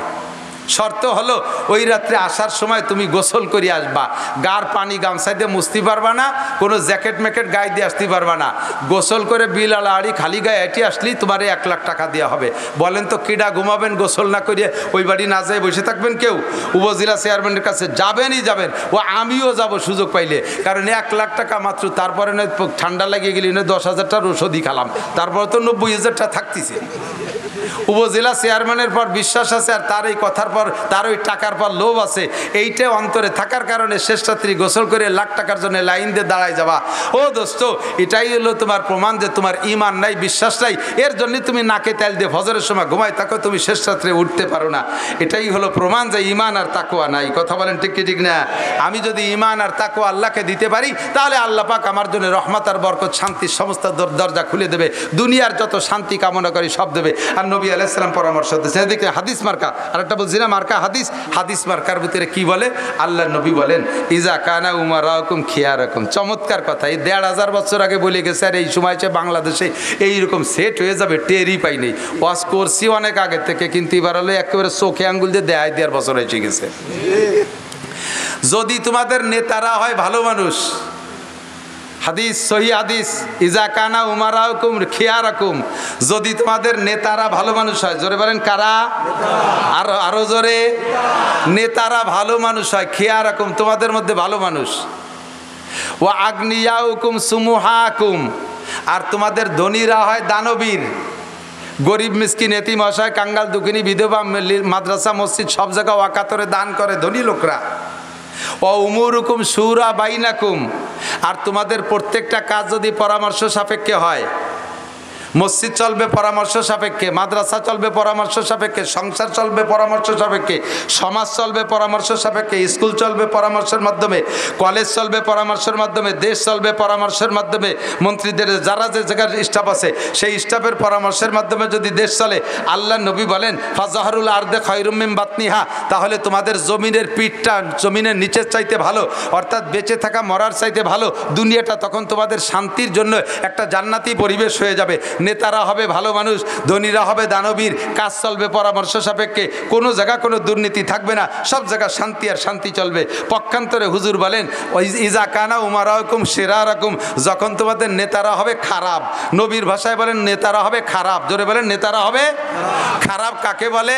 নেতারা নামাজ নাই, নেতারা রোজা নাই, নেতারা হজ নাই, নেতার মধ্যে ফরজ নাই, নেতার মধ্যে ওয়াজিব নাই, নেতার মধ্যে সুন্নত নাই, নেতা ঘুষ খায়, নেতা ঘুষ খায় টাকা নিয়ে চাকরি চাকরি দেয়, নেতা দেশের মাল মারিয়ে খায়, রাস্তা মারে, টোন মারে, মন মারে, রাস্তা মারে, খাল মারে, বিজিএফ কার্ড মারে, পঙ্গু ভাতা মারিয়ে খায়, বয়স্ক ভাতা মারিয়ে খায়, তারপর বিধবা ভাতা মারিয়ে খায়, এরপরে কারেন্টের তার খাম্বা সহ গিলে খেয়ে ফেলায় দেয়। কতক্ষণ এই কাম নেতারা করে কি করে না? আজকে তত্ত্বাবধায়ক সরকার, অন্তর্বর্তীকালীন সরকারের কাছে সাধারণ পাবলিক ধরা পড়তেছে না নেতারা? জোর হলো না? কারা? আর এর আগে ফখরুদ্দিন সরকারের আমলেও ধরা পড়ছিল কারা? সে সময় উভয় দলের নেতাদেরকে ওয়াকালে এতেকাফে বসাইছিল, তাও মনে আছে না নাই? ইন্ডিয়া ধরে শুরু করছে, যদিও এখানে একতরফা ধরা শুরু করছে, যেখানে একতরফা আপাতত জিরা জিরা নজর, কারণ ওরা তো বহুদিন খাটি টেটি আইছে, অনেকদিন ধরতে আকাম করতে সুযোগ পাই নাই, যারা নগদে আকাম করছে ধরতেছে। দেশটা এখন জাহান্নামের আগুনের মধ্যে জ্বলতেছে বলে মনে হয়, কোনো মানুষের অন্তরের মধ্যে শান্তি নাই, সমস্ত মানুষ অশান্তির মধ্যে কাটাচ্ছে। কি হয় না কি হয়, ওদিকে ইন্ডিয়া আলাইসে আক্রমণ করে, নাকি চায়না আলা করে, নাকি আমেরিকা আলাইসে সেন্ট মার্টিন ঘাঁটি বানায় ফেলে, ইত্যাদি ইত্যাদি দুশ্চিন্তা। সমস্ত দুশ্চিন্তার কারণ নেতাদের দুর্নীতি। কতক্ষণ ঠিক না? নেতাদের দুর্নীতি। এই নেতারা যদি ভালো হইতো, আফগানের নেতারা ভালো, শান্তির শেষ নাই সেখানে। কথা বলেন ঠিক না? আমার বাংলাদেশে সামনে যদি শান্তি পাইতে হয়, তাহলে এমন নেতা আমরা কামনা করি। কথা বলুন ঠিক? যেই নেতা কোরআন জানে, যেই নেতা হাদিস জানে, যেই নেতা তাহাজ্জুদ পড়ে, যেই নেতা কোরআন পড়ে, যেই নেতা তবলিগি যায়, যেই নেতা হাদিস পড়ে, যেই নেতা ফরজ আদায় করে, যেই নেতা মিথ্যে কথা বলে না, জিনা ব্যভিচার করে না, মানুষের হক মাইরে খায় না, জাকাত ফেতরা মাইরে খায় না, এই সমস্ত দিনদার আল্লাহওয়ালা নেতা যদি হয়, তাহলে আমরা শান্তি পাবো। আমরা দোয়া করব আল্লাহ তাআলা যেন আমাদের সামনে যে সম্ভাবনা আসতেছে, তত্ত্বাবধায়ক সরকারের পরেই তো আসবে ইনশাল্লাহ নির্বাচন, এই নির্বাচনে আমরা এবছর কোরআন সুন্নাহর আইন বাস্তবায়ন করে যারা, তাদের মাধ্যমে আমরা এদেশের শান্তি কামনা করব। ঠিক কি ঠিক না? যদি সেরকম কেউ আসে সামনে, আমরা তাদের সমর্থন করব তো ইনশাআল্লাহ। শুধু দোয়া করবেন যাতে ইমানদার ওলামায়ে কেরামরা এক প্ল্যাটফর্মে এসে আপনাদের সামনে নিয়ে আসতে পারে। আমার যুবক ভাইরা, আমি এখানে দেখেছি এই জায়গার যুবকরা আছে, সমন্বয়ক যুবকদের একটা কমিটি গঠন হয়েছে। তাদের চেহারা দেখলে, যদিও তারা স্কুল কলেজের ছেলে, তাদেরকে দেখে আমার দিলটা ভরে গেছে। তাদের উদ্দেশ্য আমি শুনেছি, সবগুলো দারুণ উদ্দেশ্য। তারাও চাইতেছে, সমস্ত সমন্বয়ক ছাত্ররা চাইতেছে যে আমরা সামনে কোরআন সুন্নাহ অনুযায়ী একটা দেশ চালায় দেখি, একটা টার্ম কমপক্ষে চালায় দেখি এরা কি আনতে পারে আল্লাহর কাছ থেকে। কারণ এরা দেশ চালাবে, শেষ রাতে উঠে আল্লাহর কাছে ওলামায়ে কেরামরা মুনাজাত করে, হাত তুলে কান্দে, আল্লাহ তুমি আমার হাতে দাও, আমি উম্মতের কাছে দেই। বাদশাহ শাহজাহান রহমাতুল্লাহ আলাইহির কিসসার মতো। বাদশাহ শাহজাহান রহমাতুল্লাহ আলাইহি বহুত বড় আলেম, বুজুর্গ বাদশাহ ছিলেন। ফজরের নামাজ পড়ে ইশরাক পর্যন্ত মসজিদে বসে তসবিহ তাহলিল তিলাওয়াত করে এরপরে ইশরাকের নামাজ পড়ে বাসায় যায়। তো উনি মসজিদে বসে ইশরাক পর্যন্ত আমল করতেছেন। এর মধ্যে উনার বাসায় ফকির গেছে। তো ফকির বাসায় গেলে বাসার থেকে বলছে যে, বাদশাহ তো মসজিদে আমরা মেয়ে ছেলেরা দিলি কী বা দেবো, তুমি এই এলাকার উনার দেশের নাগরিক, উনার কাছে যদি চাও তাহলে তোমার চাহিদা পূর্ণ করে দেবে, তুমি মসজিদে যাও। তো মসজিদে আইসে ফকির করে দিন বাদশাহ শাহজাহানকে দেখে নাই। তো তার একটা বিশ্বাস, বাচ্চা হবে তো মুকুট হবে, বাচ্চা হবে তো প্যান্ট শার্ট টাইকোট হবে, বাচ্চা হবে তো পুলিশ পাইক পেয়াদা পাইতে থাকবে, সেরকম একটা শান শওকতে থাকবে। তো এইরকম যদি কেউ দেখি তাহলে বুঝবো যে বাচ্চা। তো এইভাবে আইসে দেখে মসজিদের দরজায় একজন দাঁড়ানো, খুব ডাটের পোশাক পরা। সে ফকির আইসা এই লোকটারে বাচ্চা মনে করে বলছে, বাচ্চা নামদার আমারে কিছু ভিক্ষা দেন। তো ওই লোকটা অরিজিনাল বাচ্চা না, উনি হলেন বাচ্চার গার্ড, বাচ্চার বডিগার্ড। তো উনারে দরজায় দাঁড় করে বসছি, মসজিদে বাচ্চা ইবাদত করতেছে, তার পোশাক আশাকে ফকির মনে করছে এইটাই বাচ্চা, তার কাছে টাকা চাইছে। তো দারোয়ান বলতেছে, ভাই তুই আমার চাকরি খাবি, তুই আমার বাচ্চা বলতেছিস, শুনলি বাচ্চা তো আমার চাকরি শেষ করে দিবে না। আমি বাচ্চা না, বাচ্চা হলো মসজিদের মধ্যে, তুই যা। তো মসজিদের ভিতরে যাইয়ে দেখে সারা মসজিদ ঘুরে কোনো জায়গা বাচ্চা পাইনি, দেখে এক কোনায় এক ফকির কান্নাকাটি করতেছে। তখন এই ফকির আর ওই ফকিরের কাছে কিছু না চাইয়ে চলে আসছে। তো বেরোয় যাওয়ার সময় দারোয়ান বলতে, কি দিলে একটু দেখাই যা। বাচ্চার কাছে চাইছি, বাচ্চা তো কেউ কম দেয় না, তোরে কত দিলে একটু দেয় না, আমি ভাগ চাই না। তখন ফকির ওই দারোয়ানরে কয়, বেয়াদবি মোটে করবি না, বদমাশ মিথ্যেবাদী। এই মসজিদি বাচ্চা আসে কোন জায়গাতে রে? আমার চাইতে এক ফকির এক কোনায় বসে কান্নাকাটি করে দিচ্ছে, তুই আমার ধোকা দিচ্ছিস, বদমাশ। ধমক দিলি। দারোয়ান কাছে, তুই জীবনে বাদশাহ শাহজাহানরে দেখছিস? কয় না, বাচ্চারে তো দেখি নেই বলে তো চিনি নেই। কয় যে ওই ডেই বাদশাহ শাহজাহান। যা আবার যা, খালি এতে চলে যাচ্ছিস। তো এবার যায় দেখে বাচ্চা শাহজাহান মোনাজাত করতেছে, আল্লাহর কাছে কাঁদতেছে। ও দূরের থেকে হাত পাততে পেতে যে বাচ্চা নামদার আমার একটা টাকা দেন, আমার একটা পয়সা দেন। কাছে যে যখন দেখে যে বাচ্চা শাহজাহান মোনাজাত করতেছে, তখন ফকির হাত গুটাইয়া হাতটা ছাড়িয়ে দিয়ে আবার বেরোয় চলে যাচ্ছে। আবার দারোয়ান কয় কি দিলে দেখা গেলি না? তুমি তো কথাই কবি না। ফৈরির কাছে, ফৈরি কি পাবে রে? এই কইতে কইতে বাচ্চা শাহজাহান মোনাজাত সংক্ষেপ করে বেরোয় এসে বলতেছে, হে ফকির, তুমি আমার কাছে চাইলে না নিয়ে চলে যাচ্ছ, কিয়ামতে আল্লাহর কাছে অভিযোগ করবা, তুমি কিছু নিয়ে যাও। তো ওনার কথায় একটু মন নরম হয়েছে, কিন্তু আস্থা হচ্ছে না যে উনি তো আমার চাইতে গরিব দিয়ে আসলাম। তাই সে বলতেছে যে কাছে আসছে, আসার পরে বলতে তুমি আমার কাছে চাইলে আবার না নিয়ে চলে যাচ্ছ কেন? কয় যে চাইছি তো। লোক বললো যে আপনি বাচ্চা তাই মনে করেছে, কিন্তু চাইছি, কিন্তু চাইয়ে দেখি যে আপনি আমার চাইতেও গরিব। আমি তো একটা পয়সা দিন এক হাত পাচ্ছি, আপনি আবার তো গেড়িও বুঝতেছে, হাত পাইতে বসে রয়েছেন কার কাছে, দুই হাত পাইতে বসে রয়েছেন। আপনি তো আমার চাইতে অভাবী। তো যে লোকটা দুই হাত পাতা ফকির, সে এক হাত পাতা হইলে কি দেবে? এই জন্যই তাড়াতাড়ি আমার জান ইমান বাসায় আমি সাইডে চলে যাচ্ছি। তো বাচ্চা শাহজাহান বলতেছেন, আমি তোর সে গরিব, কথা সত্য, সত্যি আমি বাচ্চা শাহজাহান, এবং আমি তোর সে গরিব। আমার কোনো সম্পদ নাই, আমার নিজস্ব কিছুই নাই। আল্লাহ পাক এই জাতির দায়িত্ব আমার কাছে দিয়েছে। আমি গভীর রাত্রে হাত তুলে মালিকের কাছে, ইশরাকের পরে হাত তুলে মালিকের কাছে, শাস্তের পরে হাত তুলে মালিকের কাছে, তাহাজ্জুদের পরে হাত তুলে মালিকের কাছ থেকে দুহাত ভরে চাই, আল্লাহ তুমি আমার হাত দুটো ভরে দাও, আমার এই জনগণকে যাতে আমি হাতে হাতে বন্টন করে দিতে পারি। আমি আল্লাহর কাছ থেকে চেয়ে আই না, তোদের হাতে হাতে বন্টন করি। আল্লাহ আমার হাত দুটো ভরে দিয়েছে, আর তার একটু তুই নিয়ে যা। বলেন না সুবহান। তাহলে আমার কিছুই নাই, সব কিছুর মালিক কে? শাহানে জাহা সব হে তেরে দর কে সুয়ালি, ও দিল নেহি জু দিল হো তেরে ইয়াদ সে খালি। দুনিয়ার যত রাজা বাদশা, তার নিজস্ব কোনো সম্পদ নাই, নিজস্ব কোনো সম্পদ নাই, সব সম্পদের মালিক কে? ওই মালিকের কাছ থেকে চাইয়ে এনে দিতে পারে যেই রাজা, আমরা তারে ভোট দেব। কথা কোন ঠিক না? যে রাজা ওই মালিকের কাছে চায় না, নিজের ক্রেডিট দেখায়, আমি এটা করেছি, ওটা করেছি, সেটা করেছি, আরো করব, সামনেবার সুযোগ দেন, দেখেন কি করি, আসমান ভেঙে জমিনে নামাবো, লাঠির মধ্যে মুগুর ভরবো। যে নিজে সব করে, আমলিগ করুক আর বিএনপি করুক, যারা নিজেরা করে তাদের কাছে আমরা চাবো না। কথা বলেন ঠিক ঠিক না? যে আল্লাহর কাছ থেকে আমাদের চেয়ে এনে দেয়, এই পার্টির আমরা সামনে সমর্থন করব। ঠিক কি ঠিক না? সেই পার্টি আমাদের সামনে আল্লাহ যেন ব্যবস্থা করে দেয়। বলেন আমিন। আমরা মুসলমান, সবাইরে দেখছি, সবার শাসন আমরা দেখছি, আর আমাদের ভালো লাগে না, আমাদের আর ভালো লাগে না, আমরা আর আন্দোলন করতে চাই না, আমরা আর রক্ত ঝরাইতে চাই না নিজেরা। আমরা মালিকের কাছ থেকে চেয়ে এনে দেয় যে ইজা কানা উমার আকুম, ওমরের মতো খলিফা চাই, আবু বকরের মতো খলিফা চাই, উসমানের মতো খলিফা চাই, যে বাড়ি বাড়ি যাইয়ে আগায় দিয়ে আসে। কথা বলেন ঠিক না? বাড়ি যাইয়ে আগায় দিয়ে আসে, আমাদেরটা জায়গায় বসে বেশাল পাইতে শুষিয়ে না খায়। বিভিন্ন জায়গা জাল পাইতে থুইছে, ওখান থেকে দিয়ে যাও, ওখান থেকে দিয়ে যাও, ওখান থেকে দিয়ে যাও। খাইছো, খাও, এখন ফরান বেরিয়ে খাও। যে দলেরই হও, এরকম খানেওয়ালা যারা হবা, টিকবা না ইনশাআল্লাহ। আল্লাহ পাক বলেন সানাস্তাদরিজুহুম মিন হাইসু লা ইয়ালামুন, কোন দিক দিয়ে মার দেব টেরও পাবি না। অস্ত্র তোর কাছে আছে, বিনা অস্ত্রওয়ালার দিয়ে তোরে শুয়াই ফেলাই দেবো আমি আল্লাহ তাআলা। এই ক্ষমতা আল্লাহর আছে না নাই? কোন দিক দিয়ে মারবো টের পাবি না। সকলে সতর্ক হও, আমলিগের পরাজয় পতন দেখে বেশি ইত্রেও না। যারা আসো প্রত্যেকে শিক্ষা নাও এখান থেকে। এত বড় লম্বা টাইম এভাবে শাসন করার পরে তার যদি এমন পতন ঘটতে পারে, আর যে কেউকে আল্লাহ তাআলা মুহূর্তের ভিতরে বিনা অস্ত্রে ধুলাই দিতে পারে কি পারে না? ও যুবক, লুটতারাজ করো না, দুর্বল পাই এখন তাদের ঘর বাড়ি ভাঙো না, তাদের দোকানপাট লুটো না। তুমি একটু ধৈর্যের সাথে মানবতা দেখাও, যাতে তুমি তাহাজ্জুদ গুজার পার্টির সাথে তুমি ন্যায় নিষ্ঠার সাথে আল্লাহর পক্ষ থেকে ক্ষমতা পাও, আর জাতিকে সঠিকভাবে তুমি দায়িত্ব পালন করতে পারো, তাদের খেদমত। এই অপেক্ষা করো, লুটোপুটো করো না, মারামারি করো না, প্রতিশোধ তুমি হাতে নিও না।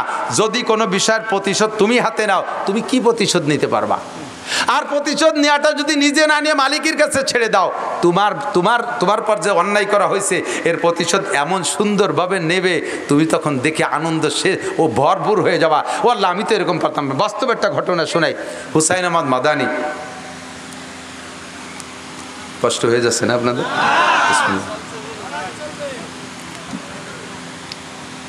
হুসাইন আহমদ মাদানী সদর শাহ হুজুরের উস্তাদ, আহমদ শফি শাহ হুজুরের উস্তাদ, বাংলাদেশের এরকম বড় বড় অনেকের উস্তাদ। সারা পৃথিবীতে এনার মতো ওনার ছাত্র এই সাইজের। এবার এদিক টাকান, আমাকে মক্তবের হুজুরির ছাত্র কি ওই সাইজ হয় নাকি? হুজুরটা যেমন তার ছাত্র সাইজ সেরকম না। তো হুসাইন আহমদ মাদানী কত বড় মানুষ, যার ছাত্র সদস্য আহমদ শফি সাহেব এরকম বেটা মানুষ। এই হুসাইন আহমদ মাদানী এই দেশকে প্রথম ইংরেজ থেকে 47 সালে যে স্বাধীন করছে, এটার এই অগ্রনায়ক ছিল হুসাইন আহমদ মাদানী, শাইখুল হিন্দ মাহমুদুল হাসান দেওবন্দি রহমতুল্লাহ আলাইহে। উনাদের নেতৃত্বে হিন্দু মুসলমান জোট করিয়া ইংরেজ তাড়াইছে। তো সেই হুসাইন আহমদ মাদানী যখন এই রাজনৈতিক প্রোগ্রাম করতেন, বিভিন্ন মিটিং করতেন, সে সময় ইংরেজদের 5-8 একটা দল ছিল মুসলমান। সিলেটে আসছে হুজুর মিটিং করতে, বিশাল জনসভা, স্টেজ সেরকম। তো হুজুর স্টেজে বয়ান করতেছেন, তৎকালীন ইংরেজের 5-8 এক মস্তান নেতা, মুসলমানেরই সন্তান, হুজুরকে অপমান করার জন্য একটা পচা ডিম নিয়ে এরকম গদগদ করতে মুড়াতি হাঁটতে হাঁটতে যে স্টেজের সামনে যে হুজুরের বরাবর মেরে দিয়েছে। হুজুরের গায়ে লাগে নাই, পায়ের কাছে পড়ে ডিমটা পড়ে বাস্ট হইয়া, পচা ডিমে যে গন্ধ, দুনিয়ায় এত বড় দুর্গন্ধর কিছুই নাই।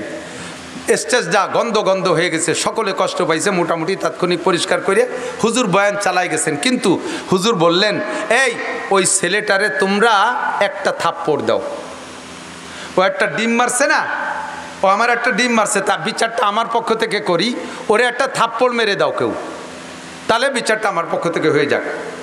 ও যতটুকু অন্যায় করছে তার বিচারে একটা থাপ্পড় পায়, একটা থাপ্পড় দাও। তো বড় নেতার ছেলে আর ইংরেজদের ক্ষমতাবান পুষ্যপুত্র, তার গায়ে কেউ থাপ্পড় দিতে সাহস পায় নাই। মুড়াইতে বেরোয় চলে গেছে। আমি নকশে হায়াত অথবা হুসাইন আহমদ মাদানীর আর একটা জীবনী, একটা বই আছে, তার থেকে পড়ছি। ওই ছেলেটা মুড়াইতে প্যান্ডেলের থেকে বেরোইয়া সাইডে যাইতে না যাইতে একটা চিৎকার মারলো, পেটের নাড়ি চিবে ধরে বসে পড়লো। লোকজন কাছে যাইতে 2 মিনিটের মধ্যে শেষ, মুখে পানি দেওয়ার সুযোগ হলো না। মাদানী রহমতুল্লাহ আলাইহি এইটা দেখে খবর পাইয়া সকলকে ভৎসনা দিচ্ছেন, ধমক দিচ্ছেন, তোমরাই সর্বনাশ করলে, ওই ছেলেটা অন্যায় করছে। আমি বললাম যে একটা থাপ্পড় দাও, থাপ্পড়টা যদি দিতে তাহলে বিচারটা আমার পক্ষ থেকে হয়ে যেত। এই বিচারটা তোমরা আমার পক্ষ থেকে কেউ করলে না, বিদায় বিচার আল্লাহর হাতে নিয়ে এনেছে। আর আল্লাহ পাকের ওয়াদা, মান আদারি ওয়ালিয়ান ফাকাদ আযানতু বিল হারব, যে আমার ওলির সাথে বেয়াদবি করে আমি আল্লাহ তাআলা তার সাথে যুদ্ধ করি। আল্লাহর যুদ্ধ করতে অস্ত্র লাগে না। আল্লাহ তাআলা কোন শব্দতে যুদ্ধ করে ছেলেটারে শেষ করে দিল। তোমরা যদি থাপ্পড়টা দিতে তাহলে ছেলেটা মরতো না। ও দোস্ত, বুঝাইতে চাইছি, এরকম ওলি আল্লাহ কারে কোন জায়গা কষ্ট দিয়ে ফেলাইছে কেডা, তার কারণে আল্লাহ তাআলা এত বড় ট্র্যাজেডি ঘটায় দিয়েছে। আমরা যদি এমন কিছু না করি যাতে বিচারটা উল্টে চলে আসে, আমি যদি বিচার নিজে হাতে নেই তাহলে তেমন কিছু করতে পারবো না, একটা চড়ের পরিবর্তে একটা চড়। বাকি যদি আমি ধৈর্য ধারণ করি, আমার উপরে যে জুলুম বিগত কেউ করেছে এর বিচার আল্লাহ তাআলা করবে। আর আল্লাহ যদি বিচার করে তাহলে বিচারটা অনেক সুন্দর হবে। কথাক্ষণ ঠিক না? সকলকে সমঝোতার সাথে স্বাভাবিক থাকার পরামর্শ দিচ্ছি, অনুরোধ করতেছি। আমরা অপেক্ষা করি, শান্তশিষ্টভাবে রাজনীতিটাকে সুন্দর করার চেষ্টা করি। আমরা নেক রাজা এবং নেক নেতা, আল্লাহ রসুল যা বলেছে, কানা উমারাকুম খিয়ারাকুম, নেতারা যদি ভালো হয়। 2 নম্বরে আগ্নিয়াকুম সুমহাকুম, সমাজের ধনীরা যদি হয় দানবীর, তারা যদি মসজিদ মাদ্রাসা এতিমখানা মাদ্রাসাগুলোর দিকে খেয়াল রাখে, মৌসুমি ফসলের থেকে যদি কিছু দিয়ে মাদ্রাসাগুলোকে উঠে নেয়, গরিবদেরকে খেয়াল রাখে। ও উমুরুকুম শুরা বাইনাকুম, আর তোমাদের সব কাজ যদি হয় পরামর্শ সাপেক্ষে, তাহলে দুনিয়াটা হবে শান্তিময়। পক্ষান্তরে ইজা কানা উমারাকুম সেরারাকুম, নেতারা যদি হয় খারাপ, ও আগ্নিয়াকুম বুখালাকুম, ধনীরা যদি হয় কৃপণ, ও উমুরুকুম ইলা নিসাইকুম, আর সংসার থেকে সংসদ পর্যন্ত মাতুব্বাড়ি যদি সব বউ গিয়াতে চলে যায়। আপনার এই জায়গা যদি কই যে চাচা 1 মণ পিএস দিয়ে যান, আপনার ছেলের শুরু হয়ে গেছে, ওরে আল্লাহ, এলে পিএস দিয়ে বাড়ি গেলি আর নানটুর বা তো আবার বাড়ি উঠতে দেবে না রে। আপনি নানটুরমার কাছে ভক্ত হয়ে গেছেন। সংসারের মাতুব্বার বউ, ওয়ার্ডের মাতুব্বার মহিলা, ইউনিয়নের মাতুব্বার মহিলা, থানার মাতুব্বার মহিলা, জেলার মাতুব্বার মহিলা, ডিসি হয়ে গেছে মহিলা, এসপি হয়ে গেছে মহিলা, বড় অফিসার হয়ে গেছে মহিলা, উপজেলা চেয়ারম্যান মহিলা, ভাইস চেয়ারম্যান মহিলা, এমপি সব মহিলা, মন্ত্রী সব মহিলা, সব জায়গা মহিলা আর মহিলা। আল্লাহর নবী কয় ফাবাতানুল আরদে খায়রুম মিন জাহরিহা, এই সময় তোমরা বেটারা বাইসে থার চাইতে মরিয়ে যাওয়া ভালো। তো এমন একটা বেকায়দার সময় আমরা চলে আইছি, কতক্ষণ ঠিক না? এইটা পাল্টানোর দায়িত্ব কি আল্লাহর না আমাদেরও আছে? আমাদের দায়িত্ব। আল্লাহ দেবে শান্তি, এই সমস্যার সমাধান করতে হবে, আমাদের দায়িত্ব আছে। আমরা আর কখনো দুর্নীতিবাজ নেতাকে সমর্থন করব? জোরে বলেন করব? আমরা মালের উপরে কৃপণতা করব?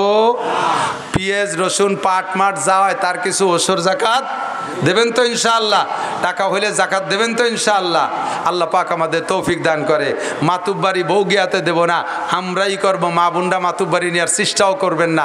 আপনারা ঘরে থাকবেন, পুরুষের কামাই জায়গায় বসে সম্মানের সাথে খাবেন, পরবেন, ব্যবহার করবেন, তাহলেই সমাজটা হবে শান্তিময় সমাজ। এখন আমাদের এই মাদ্রাসাগুলো ছোট ছোট মাদ্রাসায় কেউ যাবে না, নড়াচড়া করবেন, আমি কালেকশন পারি না, আগেই কয়ে নিয়েছি। আর 1 টাকাও কেউ দেবেন না, তাও বলে নিয়েছি। শুধুই হাজার হাজার টাকা দেবেন, 500 200 100 করে টাকা দেবেন। অল্প বছরের শুরু, সিজনের শুরু, এর আগে মনে আপাতত এপাশের কোনো মাহফিল হয় নাই, আজকের থেকেই শুরু। ইনশাআল্লাহ রমজান পর্যন্ত আমারও অনেক মাহফিল আসতে আসে। তো আজকের এই মাহফিল ওরা ছেলেরা, যুবকরা দেখলাম কয়েকজন যুবকও আছে সাথে, এরপরে মাদ্রাসার পক্ষ থেকে ইন্তজাম করছে এই মাদ্রাসাটাও চাঙ্গা হোক। বেড়াগুলো এইটাই নি মাদ্রাসার ঘর, মাদ্রাসার ঘরের বেড়ার ওই যে টিনির দাঁত খসে গেছে, দেন নিচে মাটির সাথে মিশে গেছে, উপরে দেড়াত খালি, কয়েন দেখি ঢুয়ে পড়ে বলা যায় না, শিয়ালকুত তো ঢুকে পড়তে পারে। এই জন্যে আমরা আল্লাহর ঘরকে, রসুলের কোরআনের ঘরকে আমরা যদি সংরক্ষণ না করি, তাহলে আমাদের কাছ থেকে আল্লাহ তাআলা এই নিয়ামতগুলো ছিনিয়ে নিয়ে যাবে। আমরা যাতে এই নিয়ামত স্থায়ীভাবে ব্যবহার করতে পারি, এর ওসিলা আমাদের পর রহমত আসে। এদিক তাকান, এদিক তাকান। বিভিন্ন সময় আপনারা দোয়া মোনাজাতের জন্য, মরহুম মাইয়ত মোর্দাগানদের দোয়ার জন্য মিলাদ পড়ান ইত্যাদি ইত্যাদি আনুষ্ঠানিকতার মাধ্যমে কিছু করেন। ওগুলো সাময়িক। স্থায়ী একটা কিছু নিজের জন্য এবং আপনজনদের জন্য করা উচিত। তার জন্য সবচাইতে অন্যতম হলো মসজিদের কোনো অংশ যদি কাজে বাকি থাকে সেখানে কিছু করে দেওয়া। 2 নম্বরে মাদ্রাসার জন্য কিছু করে দেওয়া। আমারও আব্বা মারা গেছে, মা বেঁচে আছে, এখনও অসুস্থ। আমার মা অনেক বয়স হয়ে গেছে। আমি আমার মায়ের 8 নম্বর সন্তান। আমার মা অনেক বয়সী, আমার বয়স হয়ে গেছে 55 বছর। 8 নম্বর সন্তান আমি আমার মায়ের। তাহলে মা কত বুড়ো হয়ে গেছে। আব্বা মারা গেছে 2007 সালে। আমরা গোষ্ঠী শুদ্ধ হুজুর আর হুজুর। ইচ্ছা করলে আমাদের মিলাদ পড়তে কোনো হুজুর ডাকা লাগে না। বছরে 2-5 লাখ টাকার মিলাদ আল্লাহর রহমতে পড়াতে পারি, সে তৌফিক আল্লাহ দিয়েছে। কিন্তু দেখলাম এই মিলাদ পড়ানো হলো কলা গাছের মতো, এক কান কাটি খেয়ে ফেললে আর সে গাছে কলা হয় না। যখন মিলাদ পড়াবো, খাওয়া দাওয়া ভালো হলি, দোয়াটা ভালো করে, খাওয়া খারাপ হলি কয় যা পড়ছিলেন সব ফেরত। জিলাপি ভালো দিস নাই, গোসে খালি আড় পাইছি, তোর বাপের জন্য যা পড়ছিলাম দিলাম না, নিয়ে গেলাম নিজে। এই জন্যে আমরা বুঝে শুনিয়া হুজুর হইয়া ওই কলা গাছ লাগাই নিয়ে বাপের জন্য বাৎসরিকভাবে মাদ্রাসার কোনো কাজ চলে। বর্তমানে আমার মাদ্রাসার মসজিদের কাজ চলতেছে। যদ্দূর পারি কালেকশন করব, পাক্কা নিয়ত করছি। শেষে যেটুক বাদে আল্লাহ আমার যা তৌফিক দিয়েছে তাই দিয়ে ইনশাল্লাহ আমি মসজিদের কাজ সম্পূর্ণ করব। বাপের নামে, দাদার নামে, দাদা দাদি, নানা নানির নামে, মায়ের নামে। গত বছর মাদ্রাসার হেফজোখানা করছি, 23 লক্ষ টাকা খরচ, 10 লক্ষ টাকা কালেকশন হয়েছে, 13 লক্ষ টাকা আল্লাহ আমার থেকে নিয়ে এনেছে আল্লাহর ঘরের জন্য। গল্প দেওয়ার জন্য বলছি না, শুধু আপনাকে উৎসাহিত করার জন্য বলছি। আমি হুজুর মানুষ, আমার তো আর দোয়া মোনাজাতের অভাব নাই। বাংলাদেশে 300 মাহফিল করব, প্রত্যেক মাহফিলে মোনাজাত করব। আগেই আমি আমার জন্য সারিয়ে নেবো। আগে আল্লাহ আমার আব্বা মারটা আমি হেনতে আগে নিয়ে নেব, তারপরে দেবো আপনাকে মা বাপরে। তাহলে আমি চালাকি করে কায়দা হয়ে সারা বছর মা বাপের জন্য কালেকশন করি, তারপরেও আমার মা বাবার জন্য আমি স্থায়ী আম গাছ, কাঁঠাল গাছ লাগাই, যে এ লাগালি 50 বছর হবে। মসজিদের কিছু করে দেব, মাদ্রাসার কিছু করে দেব, যাতে আমি মরে যাওয়ার পরেও আমার আব্বা আমার রুহের পর যেতে থাকবে, আমার জন্য যেতে থাকবে। আপনাদের যাদের তৌফিক আছে স্থায়ীভাবে এই মাদ্রাসার জন্য বছরে মাত্র একটা বার প্রত্যেক বছর দেবে, এটা জীবন ভরে দিয়ে যাবেন। যেটা বিভিন্ন মাদ্রাসা দেখেন, হয়তো আপনারাও কোনো কোনো মাদ্রাসার সদস্য থাকতে পারেন, বছরে একবার আপনাদের নিজস্ব ছোট মাদ্রাসার জন্য একবার দেবেন। আর আজকের পকেটে যেটা বড় টাকা আছে সেই টাকাটা আজকে নগদ দেবেন। বছরে একবার 1000 টাকা, বছরে একবার 1000 টাকা। কোনো আল্লাহর বান্দা সর্বপ্রথম যদি হাত জাগান, তার দেখা দেখি যে কয়জন দাঁড়াবে পরে সব কয়জনের নেকি প্রথম জনের আমল নামায় জমা হবে। একজন মানুষ সর্বপ্রথম